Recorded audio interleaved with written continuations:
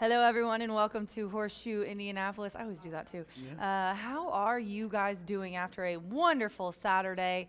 It was John's last day, Champions Day, lots of big upsets, lots of big money on the line. It was a wonderful day, and we're going to kick off another week with the one and only, if you have not noticed, Jimmy Mack. I'm back. I'm in the house. MC squared. Yeah, let's McNerney, McLaughlin back in the house together. Team Mac taking down Team this Mac. pick 5 today. Well, that's what we're Let's going to go. do. We'll talk about that here in a minute. We got a lot to talk about, so let's get started with 10 races. 1 through 9 are thoroughbred. 10 is a quarter horse. Fast and firm in late October. Got to give Tony Martinez and the crew Doing a great job. Yeah, hats off. I mean, it just looks great. He moved it to 48 feet today. $28,179 in the carryover for the late pick 5 on races 5 through 9. Jimmy Mack and I are going to talk about our tickets, then we'll throw it to B so he can give you his. He's hit over 20 this meet, so Is that all? yeah, that's 20. it. Just 20. Wow, we better listen. Yeah, better listen to him. But who we really want to listen to first is Todd Clausen, who's going to give us the weather for today. But it looks beautiful out there. Todd? From Indy's streaming news leader, this is a WRTV update. Well, happy Monday. Hope you had a wonderful weekend. The weather certainly cooperated. Beautiful on Champions Day. And then Sunday yesterday, temperatures were in the 60s. Today, as we start the new work week of races, we're going to take the temperatures up into the low 70s. So temperature-wise, we're in good shape. You may see some clouds start to filter in as we work our way throughout the afternoon hours today. Completely dry, though. We're not expecting any rain. And then how about this for tomorrow and Wednesday? I'm forecasting highs both days right around 82 degrees. And that's going to put us very close to record high temperatures before some rain returns on Thursday.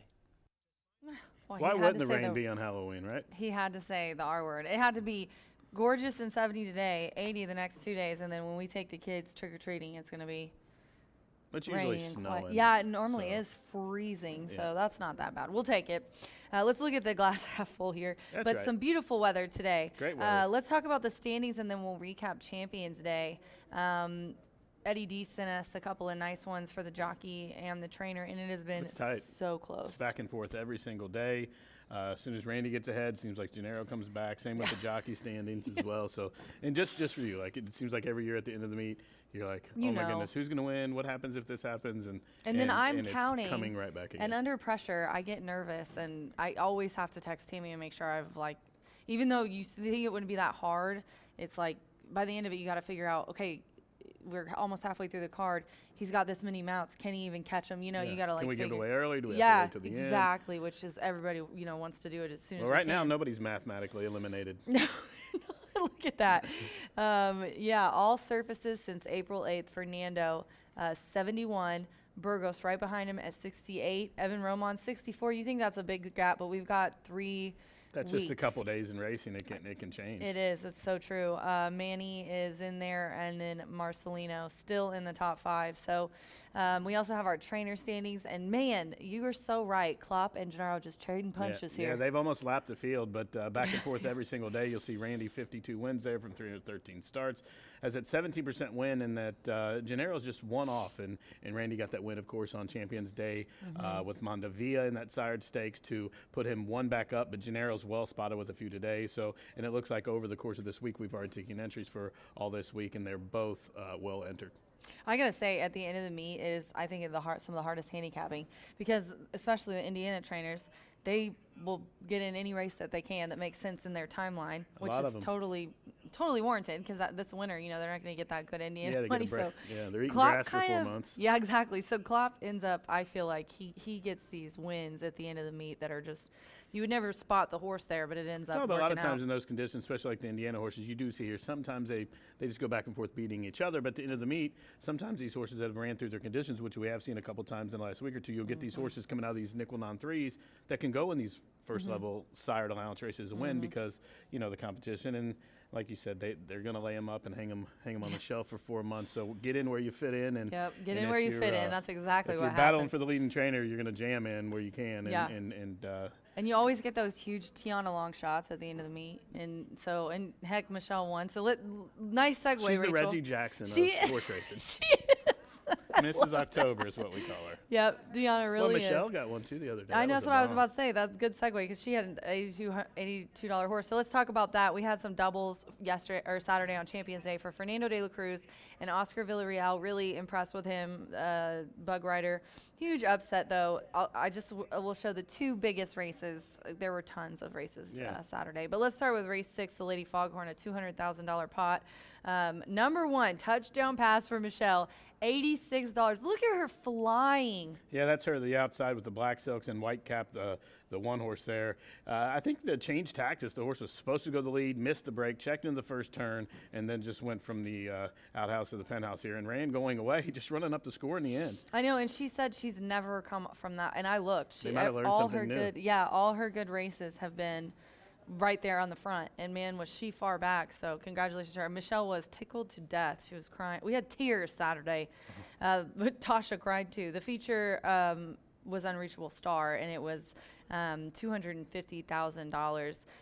Number 12, Unbridled Slope. This is Oscar. And first stakes win for DeVaris Douglas, and what a wonderful guide. So deserved. He's a hard worker and one of my favorites. DeVaris really excited about this win. Yeah, this is a really good sired horse. They've had high hopes for him all year, and been, even Jose Ortiz took them out on this horse one time this meet. But the horse prompted the pace, dropped back, came on, fought on well, and like you said, gave DeVaris his biggest win of his life with that $250,000 victory. Also, apprentice Oscar Villarreal. Now, he got the win as well. You don't get the bug weight in the stake, so it shows a lot of Double D's confidence there, D squared, with Oscar Villarreal to keep him on that horse in the stake. But sometimes, if these jockeys are working out these horses or they fit them, it doesn't matter. Yeah, no, it doesn't, especially if they've been getting along riding well for them. Let's go to the big races for quarter horse really now. Good ones. Yeah, we had a doubles. Tony Cunningham, I was really glad he had some bad luck Saturday. Juan Marquez and Edgar Diaz had doubles, training double for Tasha and Claudio Barazza. Race 12 was the Governor's. It was a $270,000 race. Number 2, Cowboy on the Fly. Danny was up for Tony Cunningham.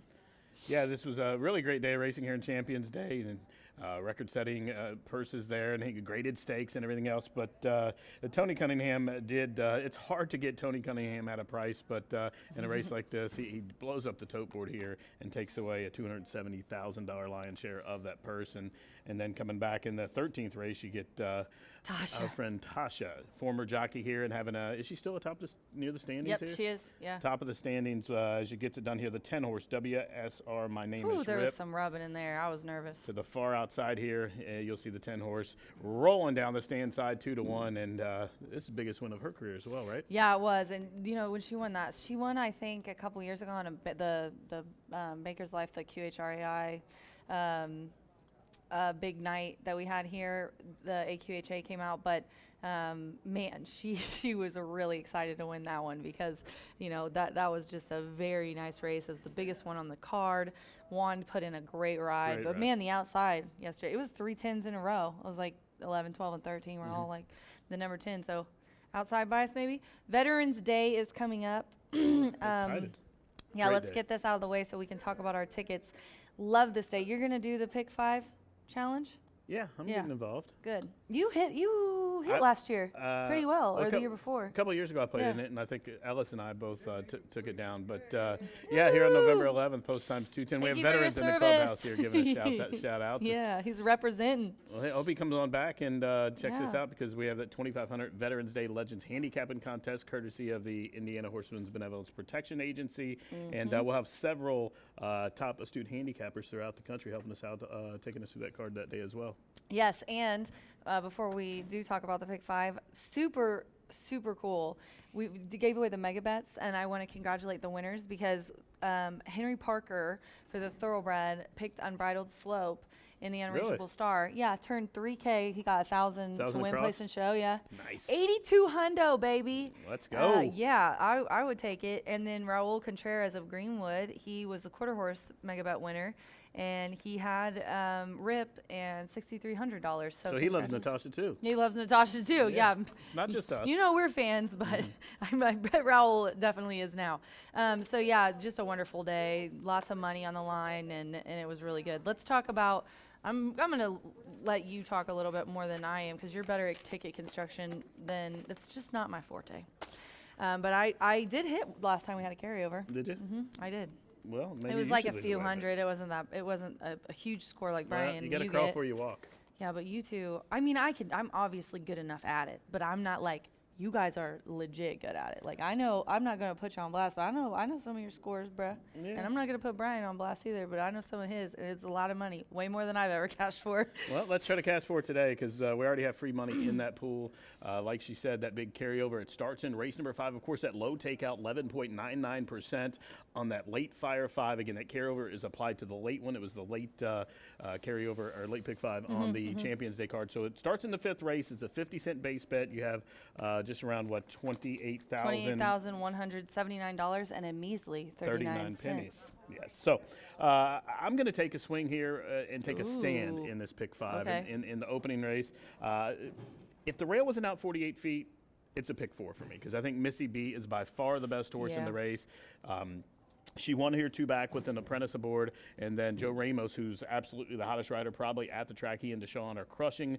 Nobody's won more than them the past 3 or 4 weeks here. The whole month of October. I yeah. think Ramos is up on him 1 maybe. So yeah. But that's the just horse. insane. Missy B's the horse. She's dropping. She just got beat a lip for the $20,000 level. She's in for the 15, taking a slight drop in class. Good connections. I think. Nice speed too recently. I think she's the horse. Now, if your budget allows us, there's a couple of the horses could throw in there. I think we Differently's both like the probably 2. one. Yeah. Yep. Definitely dropping down. And what's cracking, I think, is kind of interesting on the inside as well. So yep, agree with you there. And then that takes us to the 6th race, the second leg, and that does also start the late pick 4. How deep are you going in there? I just went 139. I just put my top 3 in here. I know that this is kind of a shortened field with the scratch. Not shortened, I wouldn't say it's 9, but those are the logical horses. Yeah, I'm spreading out on the back half of mine, so I'm going to single there. Oh, you are? But for Who are you going to budget- single to? I'm singling to the nation's all-time leading trainer in history racing. Ooh, One horse for Steve Asmussen. Take charge. Can't go. Desi. I love Keith. That kid is like my favorite. So I'm totally with you there. Yeah, and the horse, I mean, does draw the fence. Going a 6 furlong distance doesn't really concern me. The horse is getting some class relief, comes from the top barn, so I could see why you'd want to use that. I put the 9 in. Listen, let me tell Price? you. Let me put you on Sophie. I think is going to have a good day here. She's good on the turf, but also this one came off a win, and we were just talking about horses that kind of have been running in lower levels, moving up, switching groups. It's all about who you run against. So I threw in Soph. I can see why that horse has won 4 times. The race is a non-winner's a 3, but for the level that the horse won at Belterra, it doesn't count against you for eligibility reasons. So, I do like horses like that. Cipriano busted one the other day at Keeneland. Yeah, he with did, the same yep. kind of horse. I saw that. He'd won 5 races or however many, and the rest of them are all non-winners of 2. So, it does pay. Now, the 7th race, I'm going to spread like butter. Are you really? Yep. I just did the top 3, but I got a big long shot in here. 5 furlongs on the turf. I'm maiden. Which one is it? Tell me It's the a 3. Chemical Reaction. It's my top pick. Shut up. That's my top pick too. Is it? Yeah. We didn't talk. 20-1. I swear to God we didn't. No. We talked about our Halloween costumes Thursday, but we didn't talk Can't about wait. this. What? It's Ethan West and Alex Achard on the freaking turf. This horse I think is gonna love going from poly to Yep. turf. Should love it. And I'm telling you, Ethan and Brissett together, or I'm sorry, Alex Achard and Brissett, their percentages together are so high. When Alex rides for Ethan on the grass, definitely got to put that one in. Yeah, I love the horse for all those reasons. The horse absolutely was working out very, very good this spring at Turfway, and I happened to be, seeing the horse several times work. I know Cedillo liked the horse down there. Didn't run all that they hoped for. Took money that day. Yeah. That was on a big day down there, and went off like 6 to 1. 6-1, yeah. Now it's laid up, comes back on the turf. I think where they want to be anyway. Gets the blinkers. The rail's out 48 feet. I think this horse jumps Gate and work jumps coming well. in here. I don't think they can catch the horse. Second best of 94 at Keeneland, 47-4 work. A lot of upside, 20-1. I don't know that will hold. I hope it does. I hope it does too, but if it's my top pick and your top pick, it's probably going to go off as favorite now. Yep. So, and I'm going to spread out too. Like I said, 20-1. Who all top you pick, like? but 8? You got 8 in there? I got the 8. Yeah. I got a lot of them. Yep. I even like the 5 that's 30-1 on the turn back for Lacey Pierce. So I'm going to Like use that. about 7 of them in there. And you can find our tickets online. We'll have them posted. Yeah, We'll we'll be put them talking up. about 'em. We got just about a minute or so left, so let's go over these last legs and allowance routing here. This is one of those races you don't know what's going to happen. There's some Kentucky horses, horses coming off long layoffs. We've got some that are dropping down out of a lot of our handicaps. A couple of very nice Indiana breds. But for my ticket, I just went 1-4. I think Forever Pink, 202 at the distance, has been only handicapped since back in June. I mean, this horse is just crushing. So I got Forever Pink, but I did like, and I don't know if we'll get that on Cierto, but I've also got that Rob Dobbs trainee 3-year-old filly by Mineshaft in here. Yeah, I think the Indiana breds are the horses to beat in there. Most of them, I went through their conditions. In fact, your top pick there, Forever Pink, she just was second in the stake, but those restricted races don't count in this first level allowance. I'm going to add another horse I find interesting there, the 3 Sicilian Grandma for Sippy. That is my top pick in the race there. You know what? I like that horse too. The only reason why I went off is because it's a pretty long layoff, and usually I don't think in this kind of race I had to make a decision. Well, you got to cut my somewhere. ticket's already $72, and I never do $72 tickets ever when unless you're going there's a for carryover. $29,000 already in the pool, if you're bringing a couple $100 to the track, that's where you want your budget to go. Exactly. On top of the carryover, on top of the low takeout, that's why you need to be involved. And I had my ticket constructed a little bit cheaper because I was singling in this last race. You were going to single in this ninth race? I was single in the 4. I thought it was the swish of the day, but it was. The 1 and 4 have both been scratched. So I'm the going to. one's out? I didn't get that. Yeah, it was. Well, I'm going to have to redo my ticket now. Yeah, I think I'm going to go with the. I don't know. I mean, I guess if you could hit the all button now with a couple of scratches, you probably should. There's a couple horses in here. I'm using the 5, 6, 7, 8, but the more I look at it, there's a horse in here that I like a lot. The 3 horse by Vacoma. There's no hotter sire, I think, in the country than Vacoma right. with 2-year-olds and with first-time starters. They win at like 26% and 28%. We have a sire graphic from HRN that I told them to try to show here, and I think he's one of the top ones in there. Eddie D put it up. He'll probably put it up here in a second, but I didn't even think about that. That's true. Vacoma. Yeah, so this is the race. If you're betting the thing, and of course you want to be closing out, you want to have it all if you can, if your budget allows it. But with the scratches of the 2 logical horses, that's a race I think you need to go as deep as you possibly your pockets will let you. I had 1-8, so now I think I'm going to go 3-8 since you said that. Mark it down, AV, and everyone on Twitter. I'll have to tweet it out because I already made my tip sheet. That's what stinks about getting your picks in so early. All right, 3-8 is what I'm going to round it out with, and Jimmy Mac's got his ticket. We'll put him up on the screen. Jimmy Mac's going to go over his ticket after Brian does here later. The pick 5 today does start in race 5, and to talk to you about that, we're going to send it to B after the commercial break to talk about his ticket. Jimmy Mac, I'm excited to work with you this week, man. I'm ready. Let's do it. All right, good luck. Done. Yeah, I'm done. Have fun. Bye for now. Bye for now.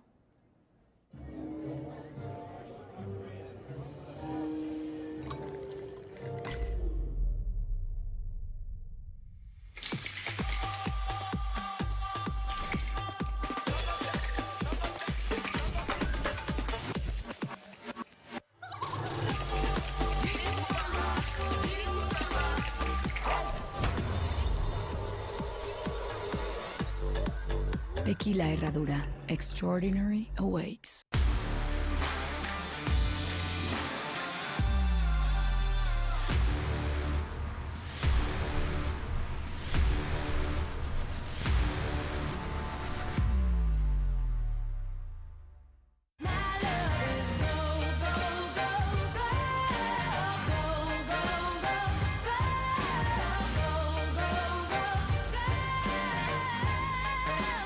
Corbel.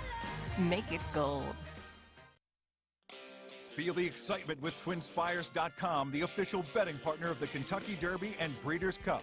With TwinSpires.com, place legal wagers and watch live horse racing wherever you are on any device. Sign up, play, and win today. New players use promo code FREE100 on sign up to start your $100 bonus. With TwinSpires.com, you can bet on horse racing. Get the TwinSpires.com app to receive special offers and the most up-to-date information. Terms and conditions apply. Void where prohibited. Please wager responsibly.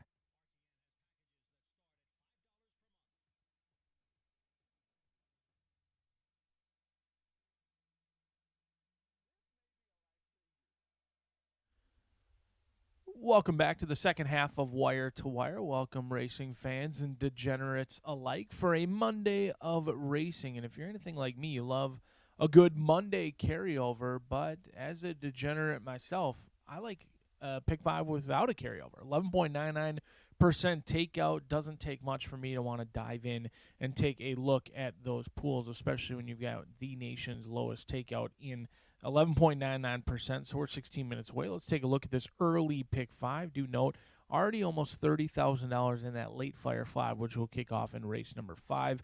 But plenty of action coming up in the early pick 5 as well. A challenging 5-race sequence in here. Scratch number 7 out of race number 1 into the opener. We're going to go 2, 4, and 6. Midnight Till Dawn makes sense.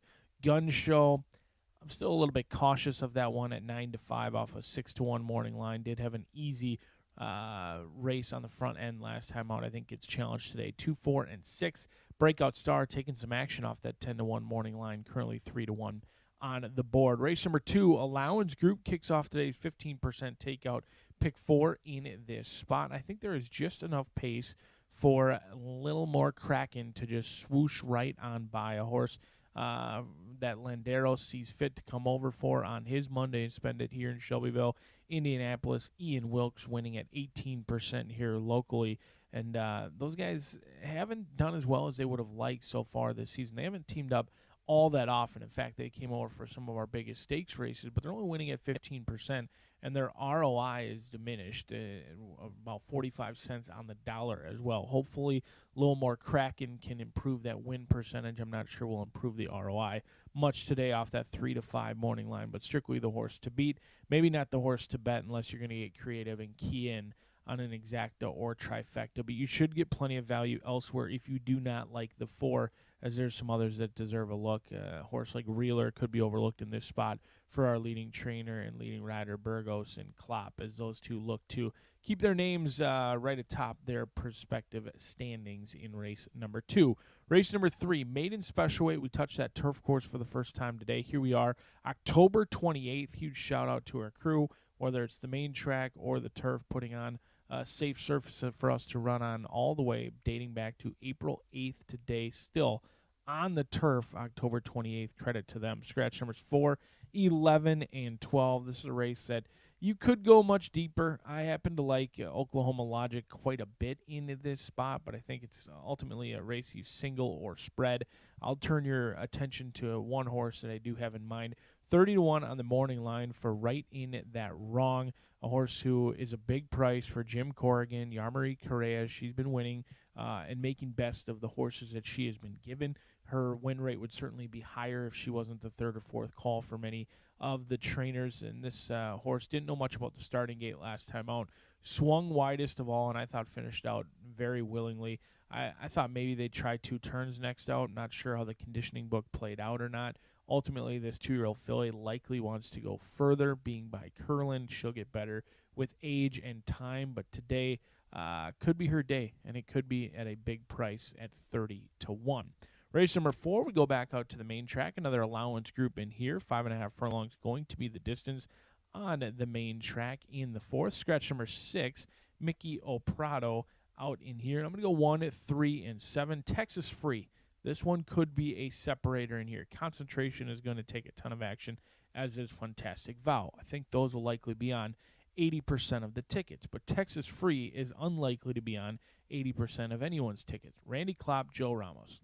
That should be all you need to hear is Klopp and Ramos. They're winning at just 26%. However, this horse had a troubled trip last time out. You won't find it in the running form. It says dueled, faded stretch. That is all accurate, but what I think is overlooked is this horse completely missed the start.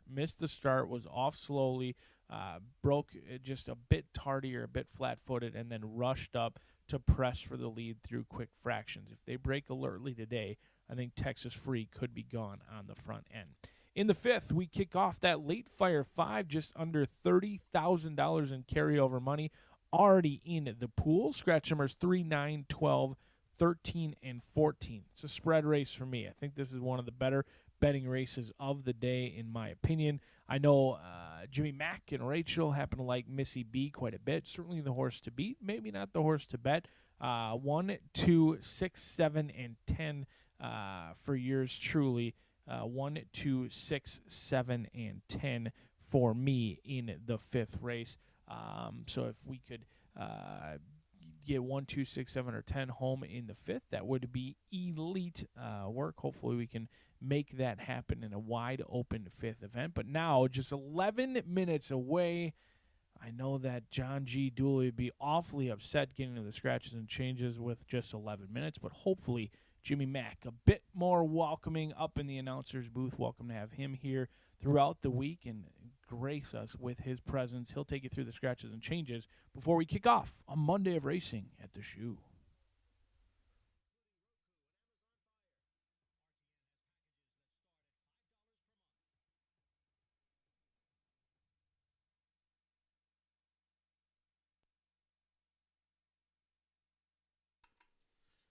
Good afternoon, race fans, and welcome to Horseshoe Indianapolis as we kick off a beautiful race week here from Shelbyville. Race fans, at this time, if you'll take out your racing programs, we'll go over this afternoon's late program changes. We are fast and firm. The turf course firm, the turf rail set outward to 48 feet. In the opener, in race number 1, there is an overweight. For number 3, Flowery Path, the jockey 2 pounds over. And then scratch number 7, Tiverton. In the opener, number 7, Tiverton has been scratched to kick off that early pick 5. Onward to the second race, mile 70 allowance race. There are no program changes.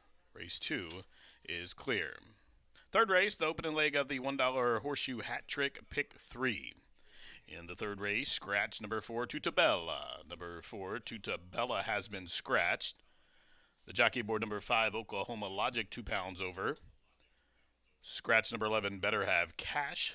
Scratch the 12, Expecto Patronum.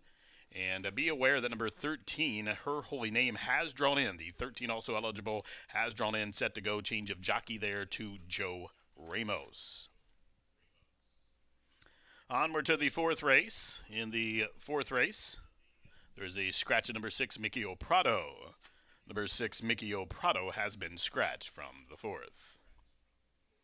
Race 5 starts at aforementioned Late Fire 5, that 50-cent pick 5 on races 5, 6, 7, 8, and 9. Kicks off there in the fifth. Don't forget that carryover, $28,179.39. Several changes there. Scratch number 3, Tough as Nails. Scratch number 9, Sky's Image. Take out the 13 Star Wisher and the 14 Spring Spinning. So numbers 3, 9, 13, 14 out. The 11 and 12, be advised, both of those have drawn in. They're set to play. Race number 6 starts the late thoroughbred pick 4 on races 6, 7, 8, and 9. There is a scratch at number 5, Ka-Chow. Number 5, Ka-Chow has been scratched.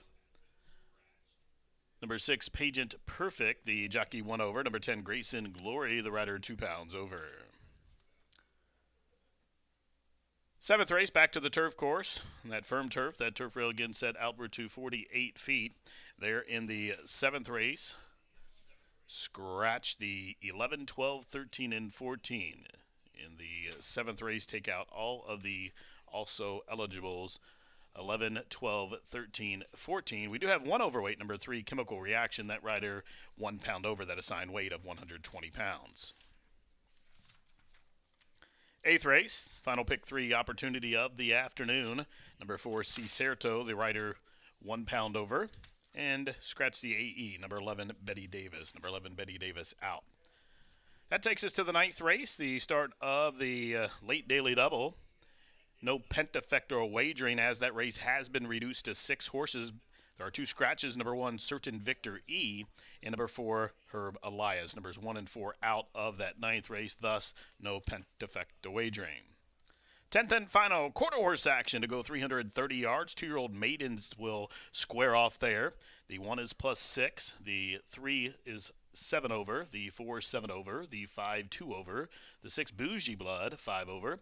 Jockey change for number 7, Just Leroy, make it Francisco Quintero, and he is 5 pounds overweight. Quintero +5. The 8, LF Curly Secret, the rider 2 over. Take out number 12, Valiant Beecher. Number 13, R Slippery Secret, and the 14, GG's Top Secret. The 12, 13, 14 are out of the 10th. Well, race fans, those are the program changes at this time. Any additional changes coming in throughout the balance of this 10-race program, I'll get those to you as they do so. 6 minutes to race number 1 to kick off that pick 5. Best of luck and make it a great day at the Shoe.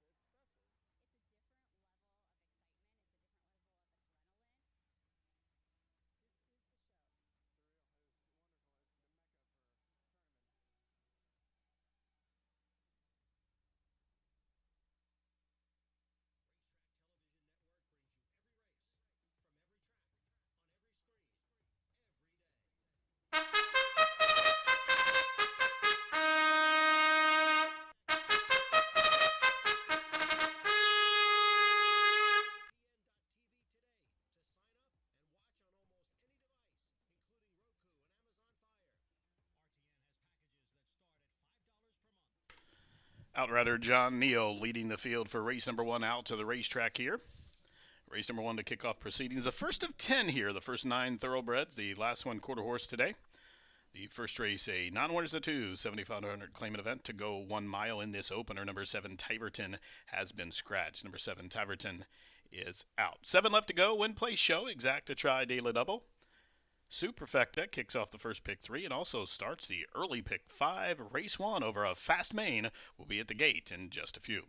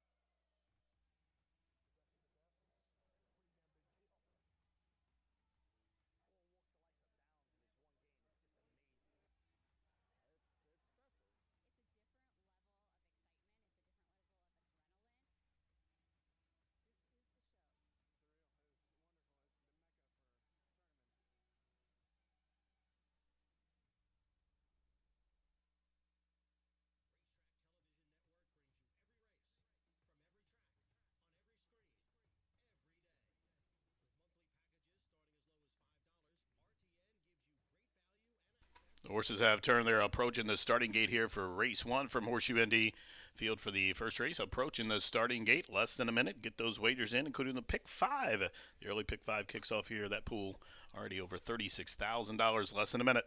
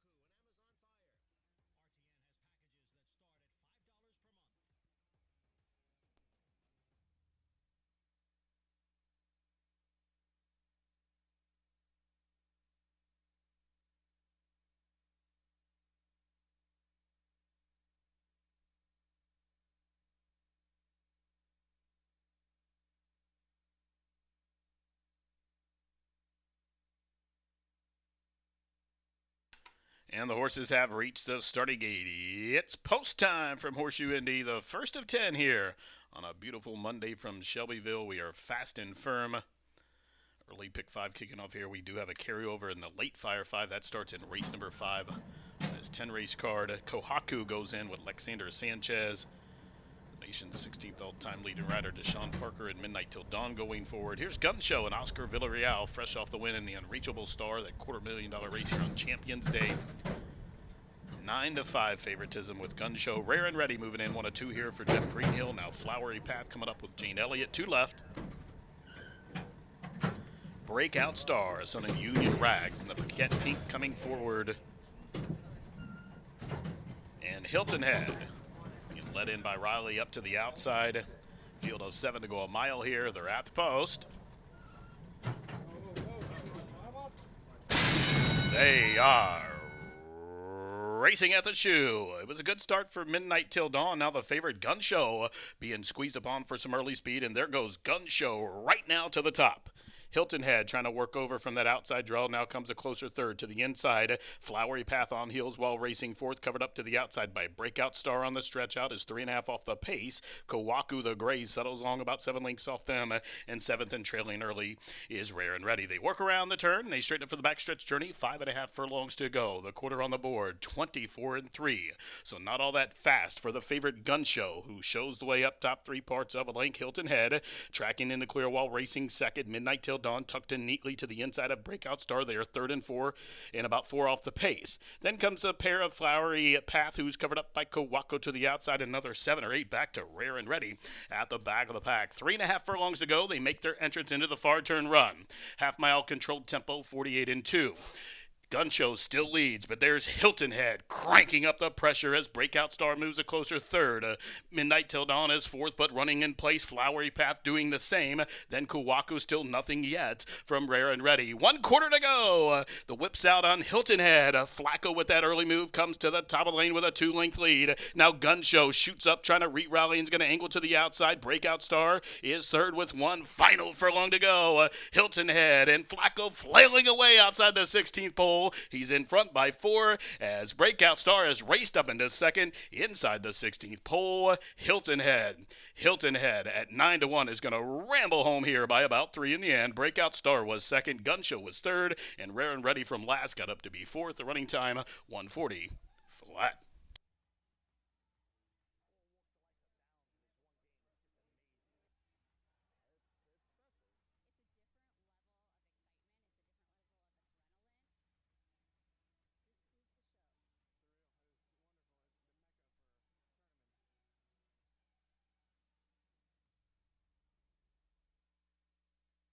Judges have posted the top 4 finishers. Winner number 8, Hilton Head. Second, number 6, Breakout Star.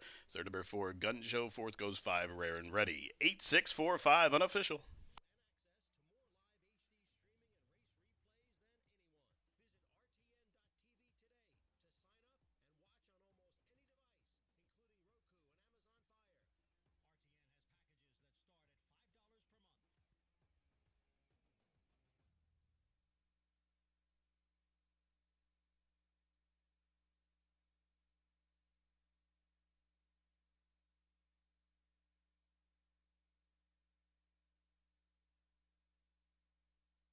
Getting judges posting number 8, Hilton Head, a 9-1 winner. Second, number 6, Breakout Star at 5-1, finishing 2nd. Third, number 4, Gun Show, the 7-5 favorite, was 3rd. And Rare and Ready, number 5, at 12-1, ran on from last to be 4th. 8-6-4-5.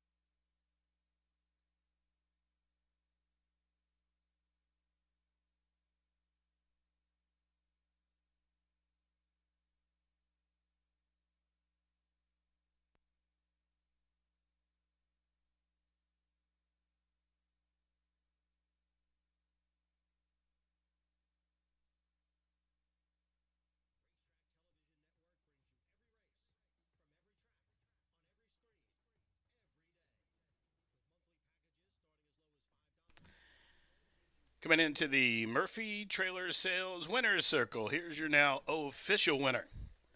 Official winner of race number 1, the 8 Hilton Head.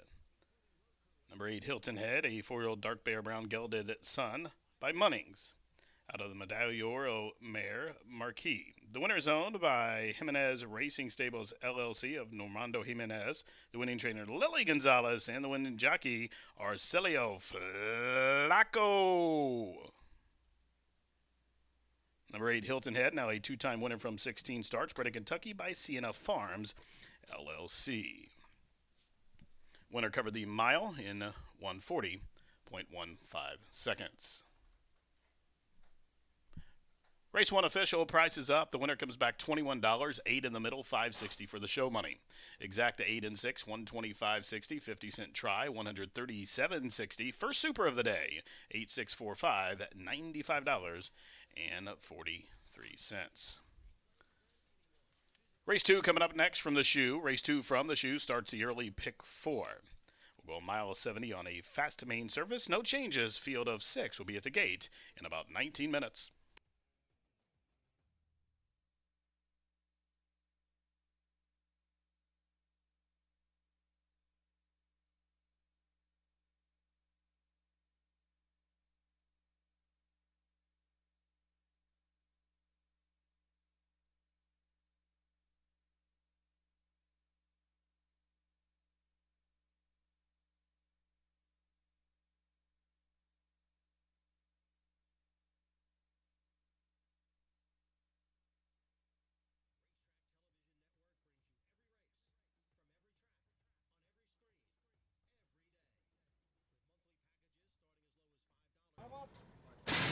They are racing at the shoe. It was a good start for Midnight Till Dawn. Now the favorite Gun Show being squeezed upon for some early speed, and there goes Gun Show right now to the top. Hilton Head trying to work over from that outside draw. Now comes a closer third to the inside. Flowery Path on heels while racing fourth. Covered up to the outside by Breakout Star on the stretch out. Is 3.5 off the pace. Kawaku the Gray settles along about 7 lengths off them. And 7th and trailing early is Rare and Ready. They work around the turn. They straighten up for the backstretch journey. 5.5 furlongs to go. The quarter on the board. 24 and 3. So not all that fast for the favorite Gun Show, who shows the way up top 3 parts of a length. Hilton Head tracking in the clear while racing second. Midnight Till Dawn tucked in neatly to the inside of Breakout Star. They are 3rd and 4 and about 4 off the pace. Then comes a pair of Flowery Path, who's covered up by Kawako to the outside. Another 7 or 8 back to Rare and Ready at the back of the pack. 3.5 furlongs to go. They make their entrance into the far turn run. Half-mile controlled tempo, 48 and 2. Gun Show still leads, but there's Hilton Head cranking up the pressure as Breakout Star moves a closer third. Midnight Till Dawn is 4th, but running in place. Flowery Path doing the same. Then Kawaku still nothing yet from Rare and Ready. 1/4 to go. The whips out on Hilton Head. Flacco with that early move comes to the top of the lane with a 2-length lead. Now Gun Show shoots up trying to re-rally and is going to angle to the outside. Breakout Star is 3rd with 1 final furlong to go. Hilton Head and Flacco flailing away outside the 16th pole. He's in front by 4 as Breakout Star has raced up into 2nd inside the 16th pole. Hilton Head at 9 to 1 is going to ramble home here by about 3 in the end. Breakout Star was 2nd, Gun Show was 3rd, and Rare and Ready from last got up to be 4th. The running time 140 flat. They are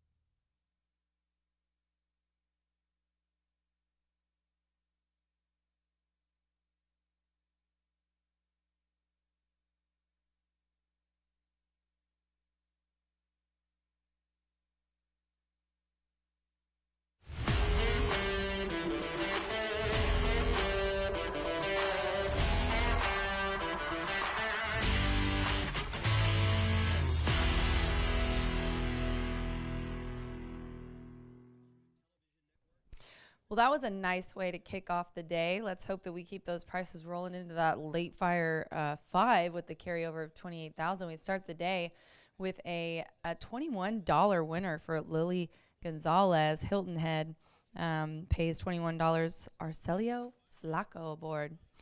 In this race, I'm going to go 3-4-1. It's an Indiana bred allowance, a mile and 70 on the dirt. And we have a nice field here. It's a little bit shorter field, but really after the 4 at Bikini One's race, I'm going to go with Lil More Kraken on top, the 2-5 favorite. Chris Landeros coming in to ride for Ian Wilkes. Chris, a very talented rider. Ian, obviously, been in racing for a very long time, has good percentages in this kind of race, especially coming out of the being the better's favorite. This horse is taking the blinkers off, and she's returning to dirt. Last time out, you see she ran on a mile on the grass, and she was the better's favorite. Her speed figure was kind of nice recently, but the 2 before that, 71 and 74, Indiana dirt, 3 for 6, and then the distance, 2 for 3. I'm going to go next. Why am I talking about the 4 when I have the 3 on top?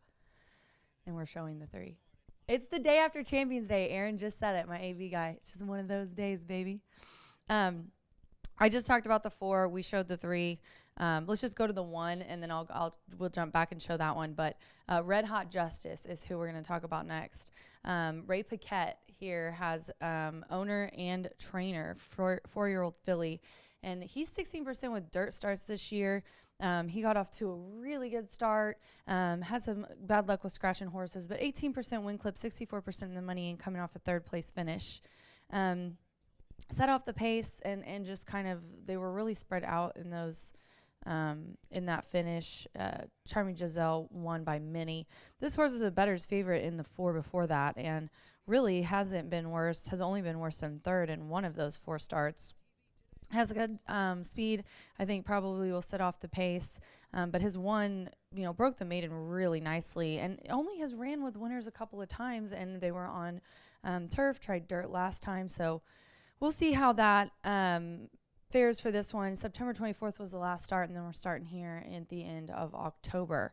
So we showed the 3, but I didn't really talk about it. Marcelino's up for Ray, so he's got a couple. This horse is 7 for 7 in 2024 and hasn't been worse than 3rd. So very talented. Shannon Del Mar is actually my top pick, 11-1. And then the 4, Lil More Kraken, is 1-2. We're going to try to beat that heavy favorite. Don't forget our pick 5 carryover in the late pick 5.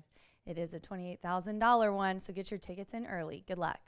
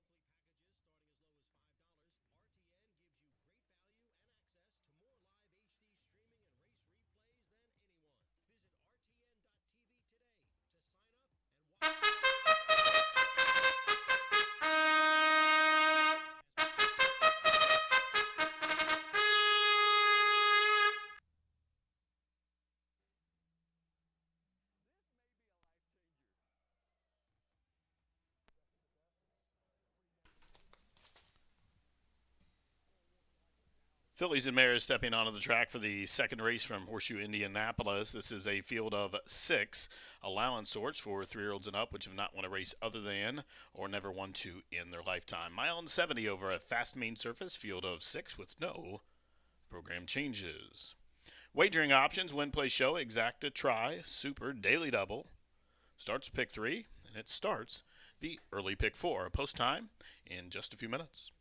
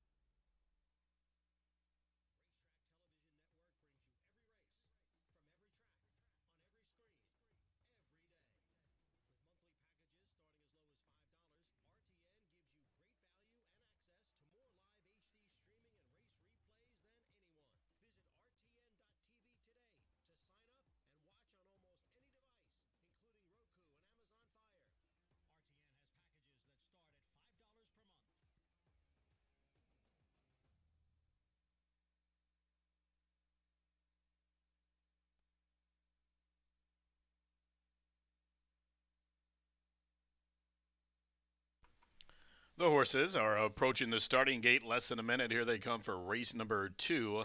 Less than a minute to get those wagers in for the second from the shoe. Approaching the starting gate. Pick 4 time.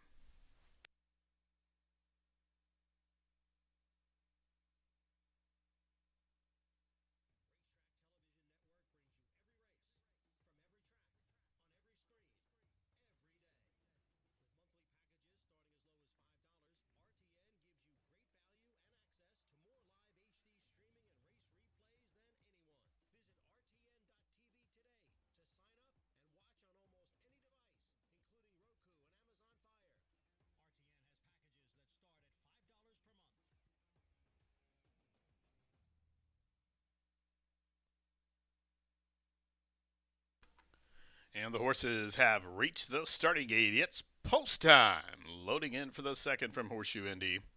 1-2 on Lil More Kraken, sophomore daughter of McCracken. Ian Wilkes Barn. As Red Hot Justice goes in. 1-2 in here for Ray Paquette. Tea Kettle coming forward. The other Paquette, Shanna Del Mar, moving into line. She goes 8-1. The favorite at 1-2, Lil More Kraken, and Chris Landeros moving into line. Reeler up next for Rushville Randy. And up the odds. Daughter of Upstart to the outside. Up the odds. The green blinkers, yellow shadow roll being packed in. She's in, field of sec, set to go. They're at the post. They are racing.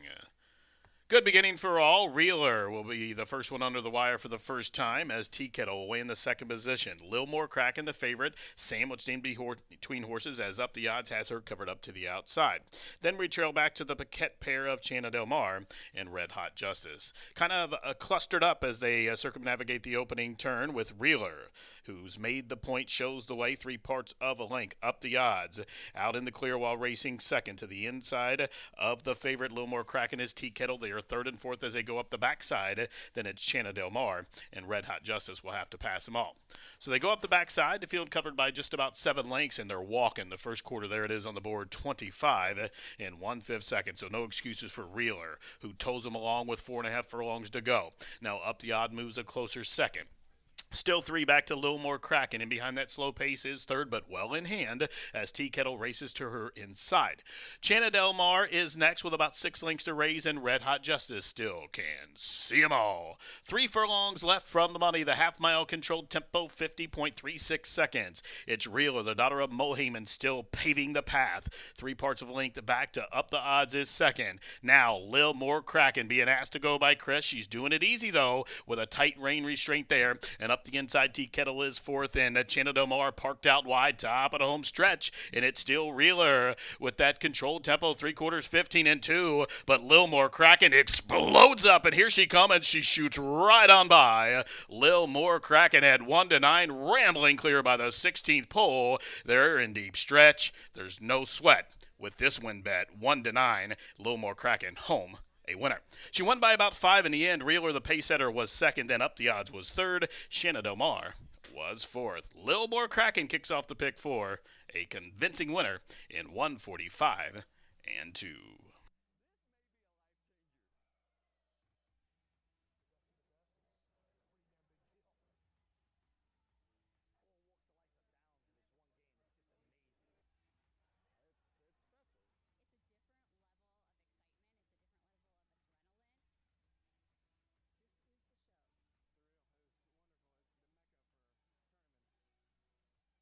Judges posting the top 4 finishers. Number 4, Lil More Kraken as the race winner. Second, number 5, Reeler. Finishing third was number 6, Up the Odds, and fourth goes 3, Shanna Del Mar. 4, 5, 6, 3. Lil More Kraken at 1-9. A dominant winner here. And the time up on the board for the mile 70 yards, 1:45.43 seconds.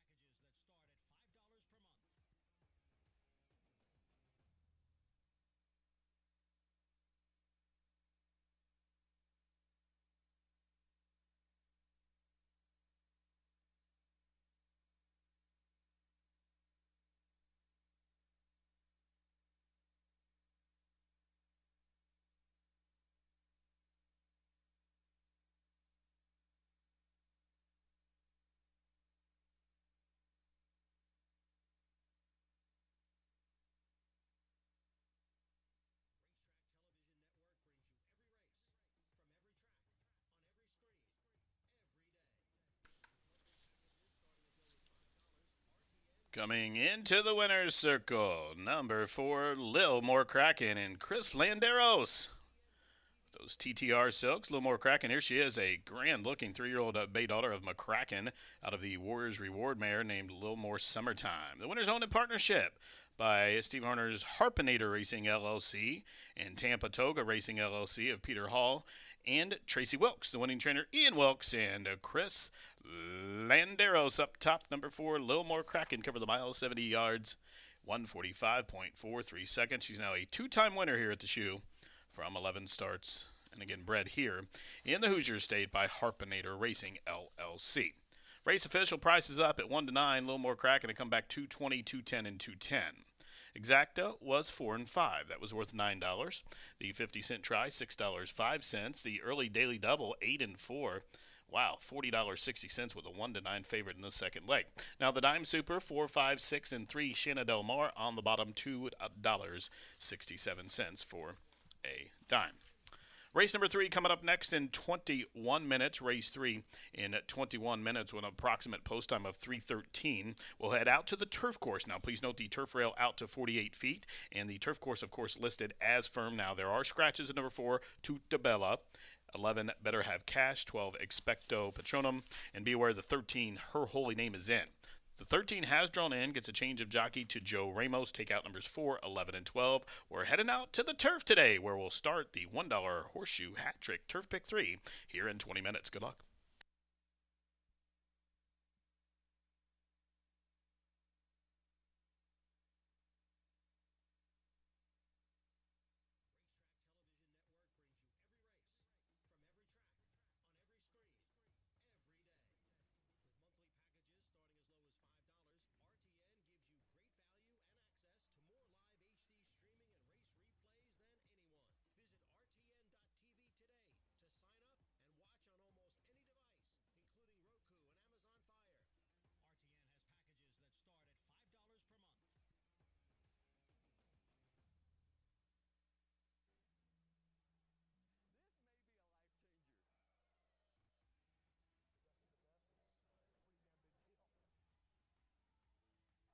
Post. They are racing. Good beginning for all. Reeler will be the first one under the wire for the first time as Tea Kettle will weigh in the second position. Lil More Kraken, the favorite, sandwiched in between horses as Up the Odds has her covered up to the outside. Then we trail back to the Paquette pair of Chana Del Mar and Red Hot Justice. Kind of clustered up as they circumnavigate the opening turn with Reeler, who's made the point, shows the way, 3 parts of a length. Up the Odds out in the clear while racing second to the inside of the favorite. Lil More Kraken is Tea Kettle. They are third and fourth as they go up the backside. Then it's Chana Del Mar, and Red Hot Justice will have to pass them all. So they go up the backside, the field covered by just about 7 lengths, and they're walking the first quarter. There it is on the board, 25 and 1/5 seconds. So no excuses for Reeler, who tows them along with 4.5 furlongs to go. Now Up the Odd moves a closer second. Still 3 back to Lil More Kraken, and behind that slow pace is third, but well in hand as Tea Kettle races to her inside. Chana Del Mar is next with about 6 lengths to raise, and Red Hot Justice still can see them all. 3 furlongs left from the money. The half-mile controlled tempo, 50.36 seconds. It's Reeler, the daughter of Mohayman, still paving the path. 3 parts of a length back to Up the Odds is second. Now Lil More Kraken being asked to go by Chris. She's doing it easy, though, with a tight rein restraint there, and up the inside, Tea Kettle is fourth, and Chana Del Mar parked out wide, top of the home stretch, and it's still Reeler with that controlled tempo, 3/4, 15 and 2, but Lil More Kraken explodes up, and here she comes, and she shoots right on by. Lil More Kraken had 1-9, rambling clear by the 16th pole. They're in deep stretch. There's no sweat with this win bet, 1-9, Lil More Kraken home a winner. She won by about 5 in the end. Reeler, the pace setter, was second, then Up the Odds was third. Chana Del Mar was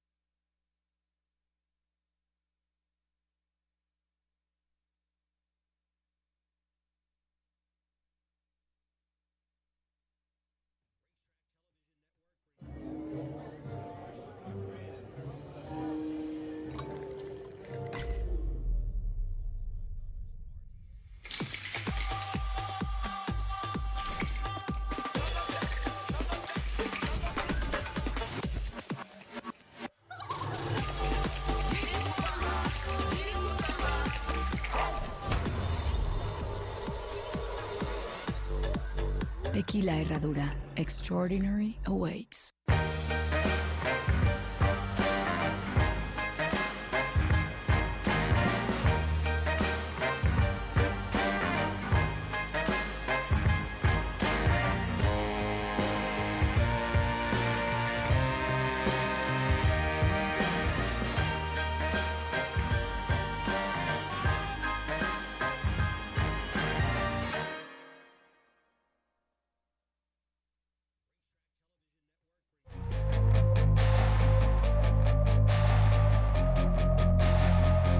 Cowboy Culture is the only son of Quality Roads standing in the state of Indiana. He's out of a Smart Strike mare, went undefeated as a 2-year-old, won multiple stakes at age 3, was stakes placed at age 5, and retired sound after a 28-race career. He checks all the boxes for what a mare owner would be looking for.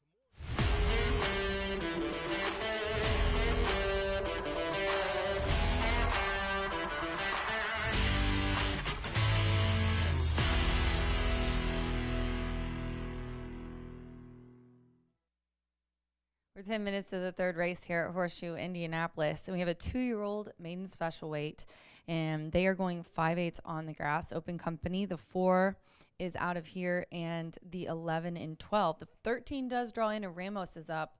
Remember, I've said it before. I'll say it again. There has been some really good AE luck this meet, I'm telling you. So if you're going to do a super, maybe take my picks and mix that 13 in there.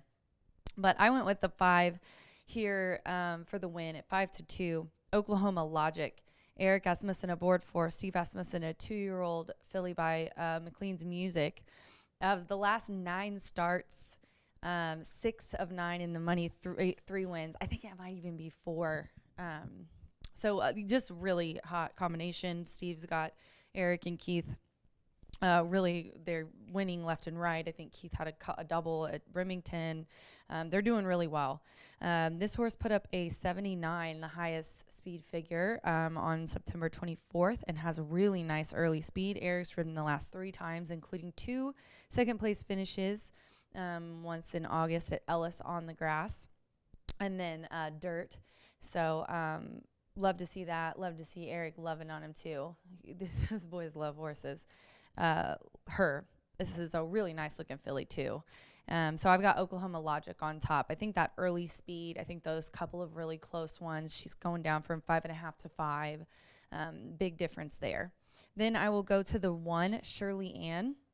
She's 4-1 here. This is her first time on turf. Shirley Ann gets Ramon Vasquez aboard for Johnny Ortiz. And I can't say enough about Johnny Ortiz. Such a classy guy, wonderful trainer, 2-year-old filly by Outwork.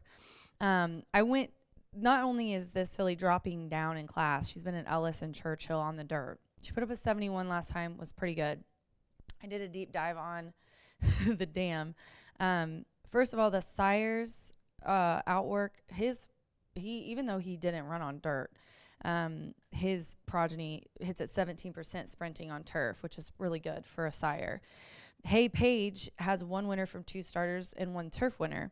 Her half, oh gosh, I can't remember if it's a filly or a colt. Half sibling, Fade the Noise, just ran on the 17th on grass and only got beat 2.5 for 4th. So Hey Page, even though an untested dam, it looks like she's producing some turf winners here. Definitely keep that in mind. And after my exacta spot in 3rd, I did another deep dive on the 3 at 8-1. Deshaun is hot. He is, Joe, I think, has 15 wins in October, and Deshaun has 14. I mean, it's been nothing but doubles from Joe and Deshaun all month. He's riding here for Jose Camejo. So this 2-year-old filly is by McKenzie, but Queen's Embrace, she loved the turf. 5 of her 7 wins were on the grass. She was also won in a couple of stakes on the turf, and in a grade 2, she was 3rd. Really tough race. So the dam just loved grass. So hopefully she will too. But did try it on October 9th at today's distance and surface, and a maiden claiming for 40, and ended up in even 4th in this similar group. Right. Is it right? Yeah, Right and That Wrong was in that group as well. So I think it fits in, though, here. This is probably similar to what she ran back on October 9th. But, yeah, the dam, Queen's Embrace, definitely love turf. So let's see if we can get her on her 2nd lifetime start after a debut to really dig in and like it. 513 for me here in this 2-year-old maiden, Oklahoma Logic, is my top selection. Good luck.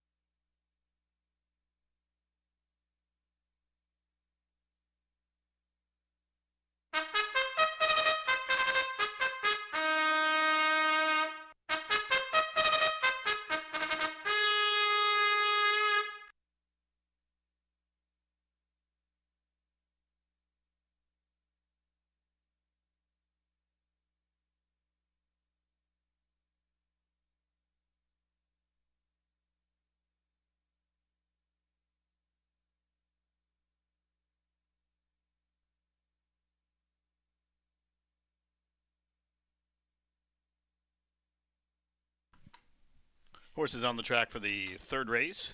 Race number 3, maiden filly 2-year-old special weight, purse $43,520. They'll go 5 furlongs on a firm turf rail out to 48 feet. In the third race, this is the starting leg of the $1 Horseshoe Hat Trick Turf Pick 3. That'll be on races 3, 5, and 7. In this third race, take out number 4, Tuta Bella, scratch the 11 and 12 as well. Be advised, the 13 Her Holy Name has drawn in, and there is a change of jockey on Her Holy Name to Joe Ramos. 4, 11, and 12 are out. 13 is in with Ramos. 10 to go, win, play, show. Exact to try, super. Daily double, pick 3 on races 3, 4, and 5, and also that $1 Horseshoe Hat Trick, Turf Pick 3 on races 3, 5, and 7. If you're playing that, be sure to tell the teller that you want the Horseshoe Hat Trick Turf Pick 3, or if you're betting on a self-serve, that will be an individual track of its own. It'll say Horseshoe Hat Trick Turf Pick 3. You'll have to bet that in a separate track or event, as it will be on the self-betting machine. Now, third race coming up here in just a couple of minutes. We're heading out to the turf course. Race 3, get them in.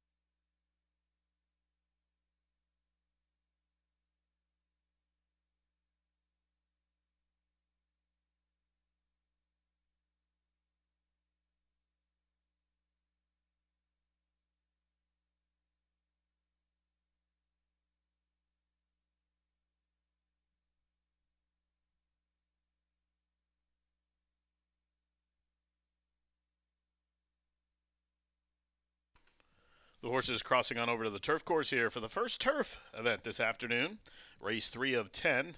These are maiden filly 2-year-old straight maidens here to go 5 furlongs on this firm turf. 4, 11, 12 are out. The 13 has drawn in. Shirley Ann for Michael Hoy, the first to go in. Pretty in Pearls on debut for Bill Kasner's Kasner Racing. Owen Hardy giving a leg up here to Julio Felix. Righting it wrong for Jimmy Corrigan and Yarmare Correa, red cap. Daughter of Cantaros, loading in 20-1 odds. Indiana bred My Strong Heart. Trying out the turf here. Embrasser, daughter of Mackenzie, and start 2. Bridgeport. More Than Ready filly was second on debut here at the shoe at a similar event. Oklahoma Logic for the nation's all-time leading trainer. Coming forward, 2-1 favorite. 3 still in behind the gate, crossing over from the dirt. That is Bois Blanc, Miss Kinsey, Her Holy Name, the final 3. 7 in, waiting on these 3 as Bois Blanc, a daughter of First Samurai, coming up for Gemma Freeman. Bois Blanc making her 5th career start. Second on debut at Keeneland. The gray Miss Kinsey, a daughter of Cupid. With Augustine Gomez, green blinker, she's being let up now. Miss Kinsey, 70-1 offering. Over the leg of the Horseshoe Hat Trick Turf Pick 3. It's a $1 base bet.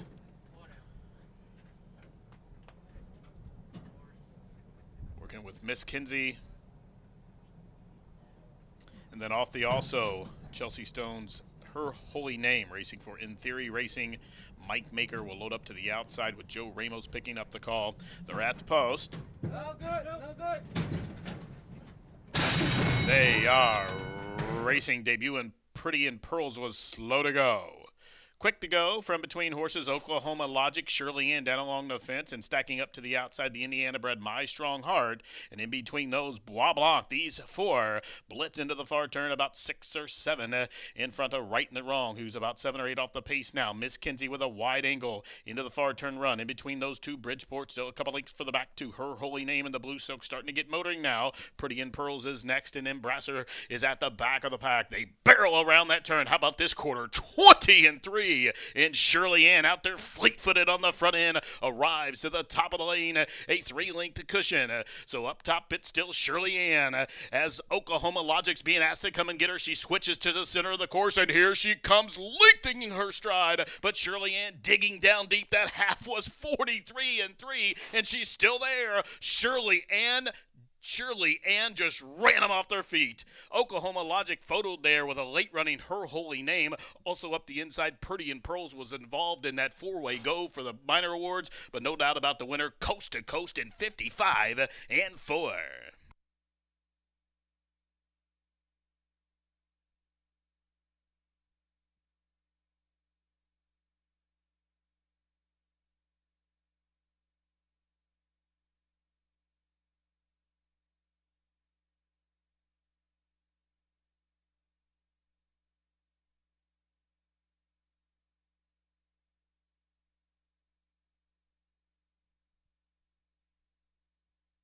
Judges posting number 1, Shirley Ann, as the race winner. 2-1 here for Shirley Ann for Michael Hoy. Those familiar pink silks. Johnny Ortiz, the winning trainer. Ramon Vasquez up top, number 1, Shirley Ann. Your unofficial winner. The judges have called for a photo, a camera close-up here for the minor awards. 1 and a photo finish.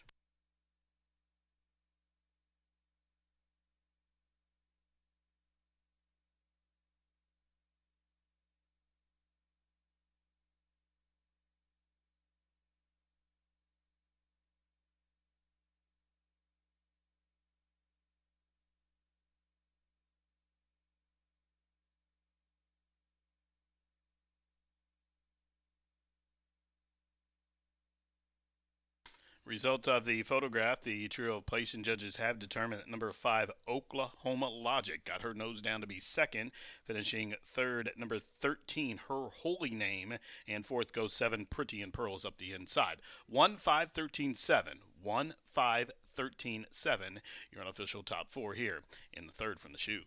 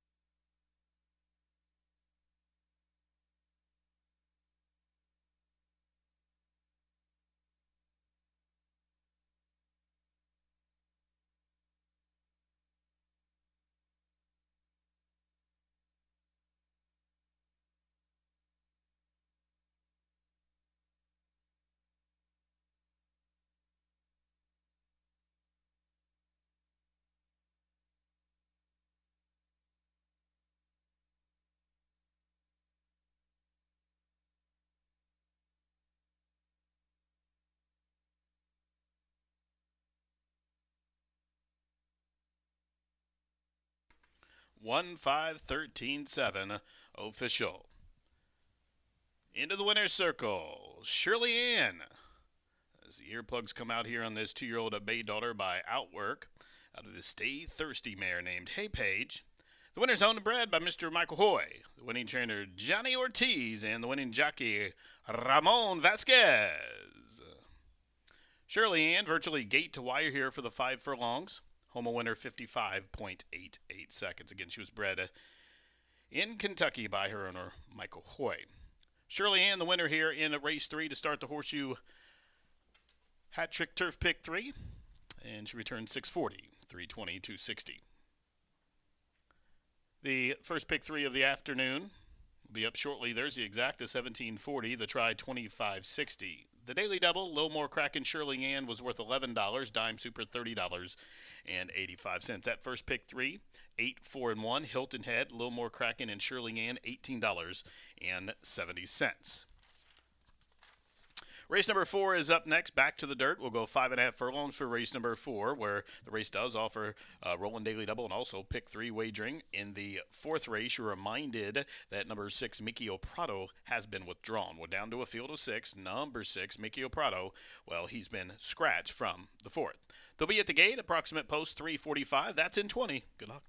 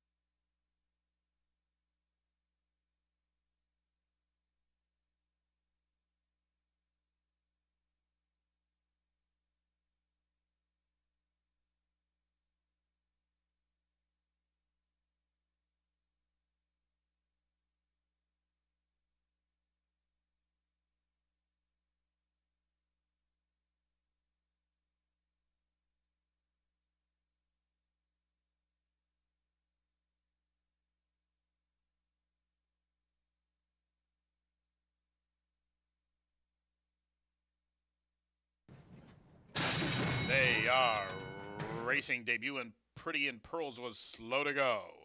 Quick to go from between horses, Oklahoma Logic, Shirley Ann down along the fence, and stacking up to the outside, the Indiana-bred My Strong Heart. And in between those, Bois Blanc, these 4 blitz into the far turn, about 6 or 7 in front of Right and the Wrong, who's about 7 or 8 off the pace now. Miss Kinsey with a wide angle into the far turn run. In between those 2, Bridgeport still a couple lengths for the back to Her Holy Name, and the Blue Silk starting to get motoring now. Pretty in Pearls is next, and Embrasser is at the back of the pack. They barrel around that turn. How about this quarter? 20-3. 3. And Shirley Ann out there fleet-footed on the front end arrives to the top of the lane, a 3-length cushion. So up top, it's still Shirley Ann. As Oklahoma Logic's being asked to come and get her, she switches to the center of the course, and here she comes lengthening her stride. But Shirley Ann digging down deep. That half was 43-3, and she's still there. Shirley Ann just ran them off their feet. Oklahoma Logic photoed there with a late running Her Holy Name. Also up the inside.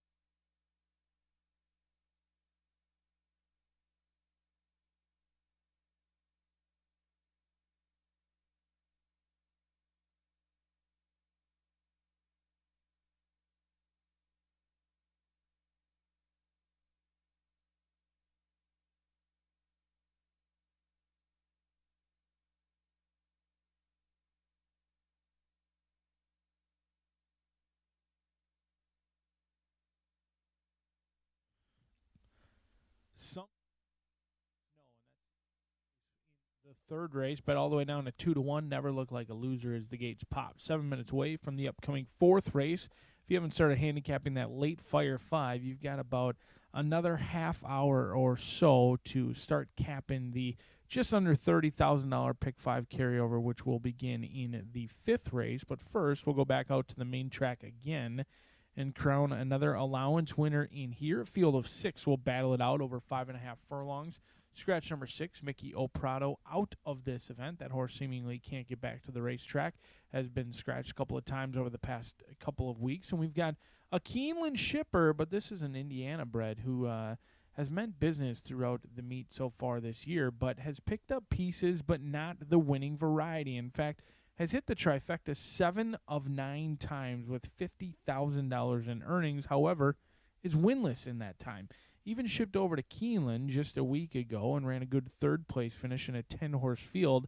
And that third-place finish could have been even better had they not been absolutely stymied behind horses at the top of the lane, appeared to have some run, even throughout, stayed on willingly. That was at the claiming ranks, comes back in. It's a lateral move, really, from claiming open company to allowance state-bred competition. Some may even view it as a lot easier competition, and that could be the case, but Concentration in here, I think, is the horse to beat, but is 1 for 15. That's a little bit concerning. A horse who usually picks up pieces, runs on very willingly, but doesn't always get to the finish line first. We'll see if the cutback makes a difference.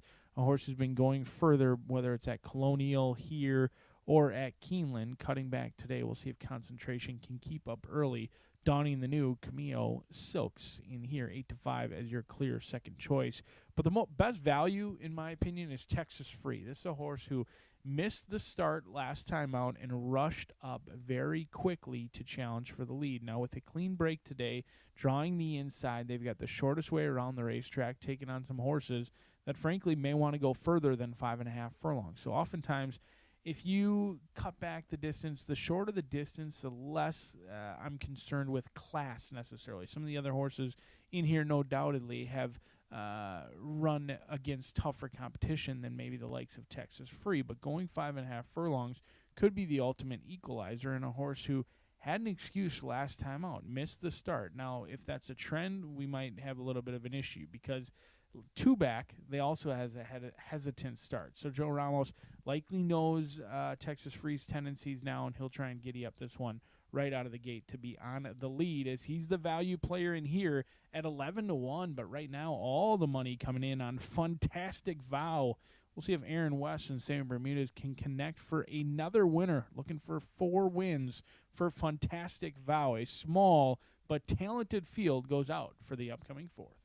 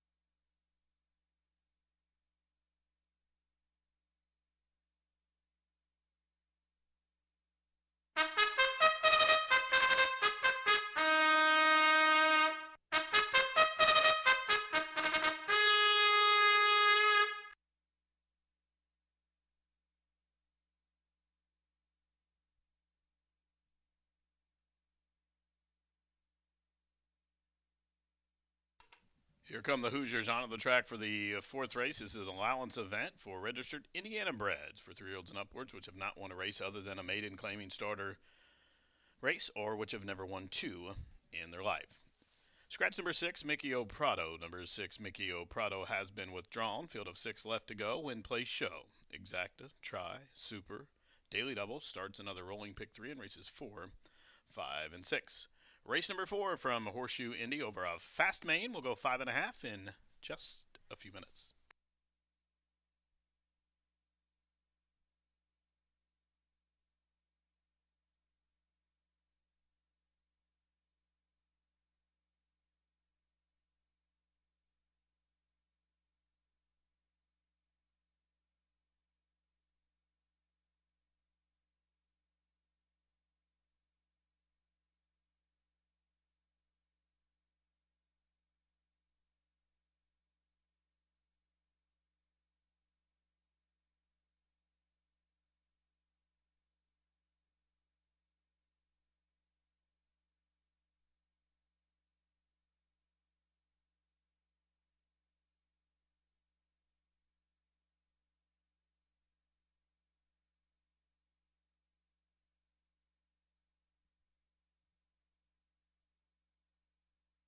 Race fans, we have a change being announced for the first time this afternoon, and it will come in our 10th and final race, the quarter horse 2-year-old Dash to go 330 yards now. Scratch 11 Sizzlin' Grill. Number 11 Sizzlin' Grill now withdrawn. So all the alsos now out of the 10th race, scratch 11, 12, 13, and 14.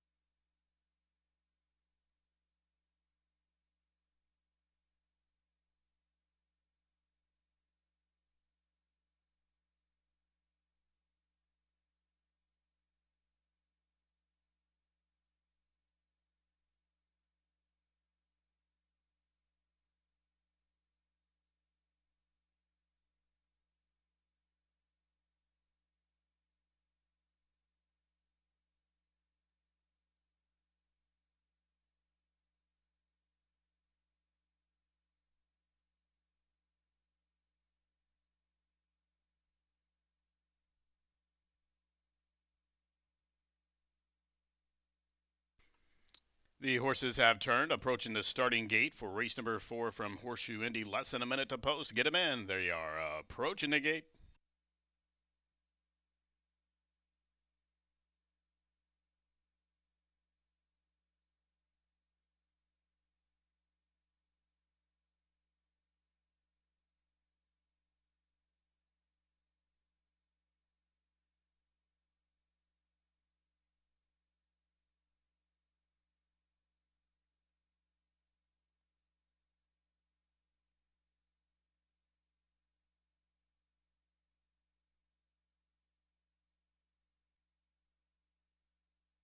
And the horses have reached the starting gate. It's post time. Texas Free goes in for Randy and Roger. El Michicano, 1 of 2 in here for Rancho Monarco, loading in this one with Deshaun Parker. Concentration. 2-1 second choice. First off the claim here for Jose Camejo. Buckle Up. And Fernando going in. Mike Cyclone, Red Blinkers. John Heron.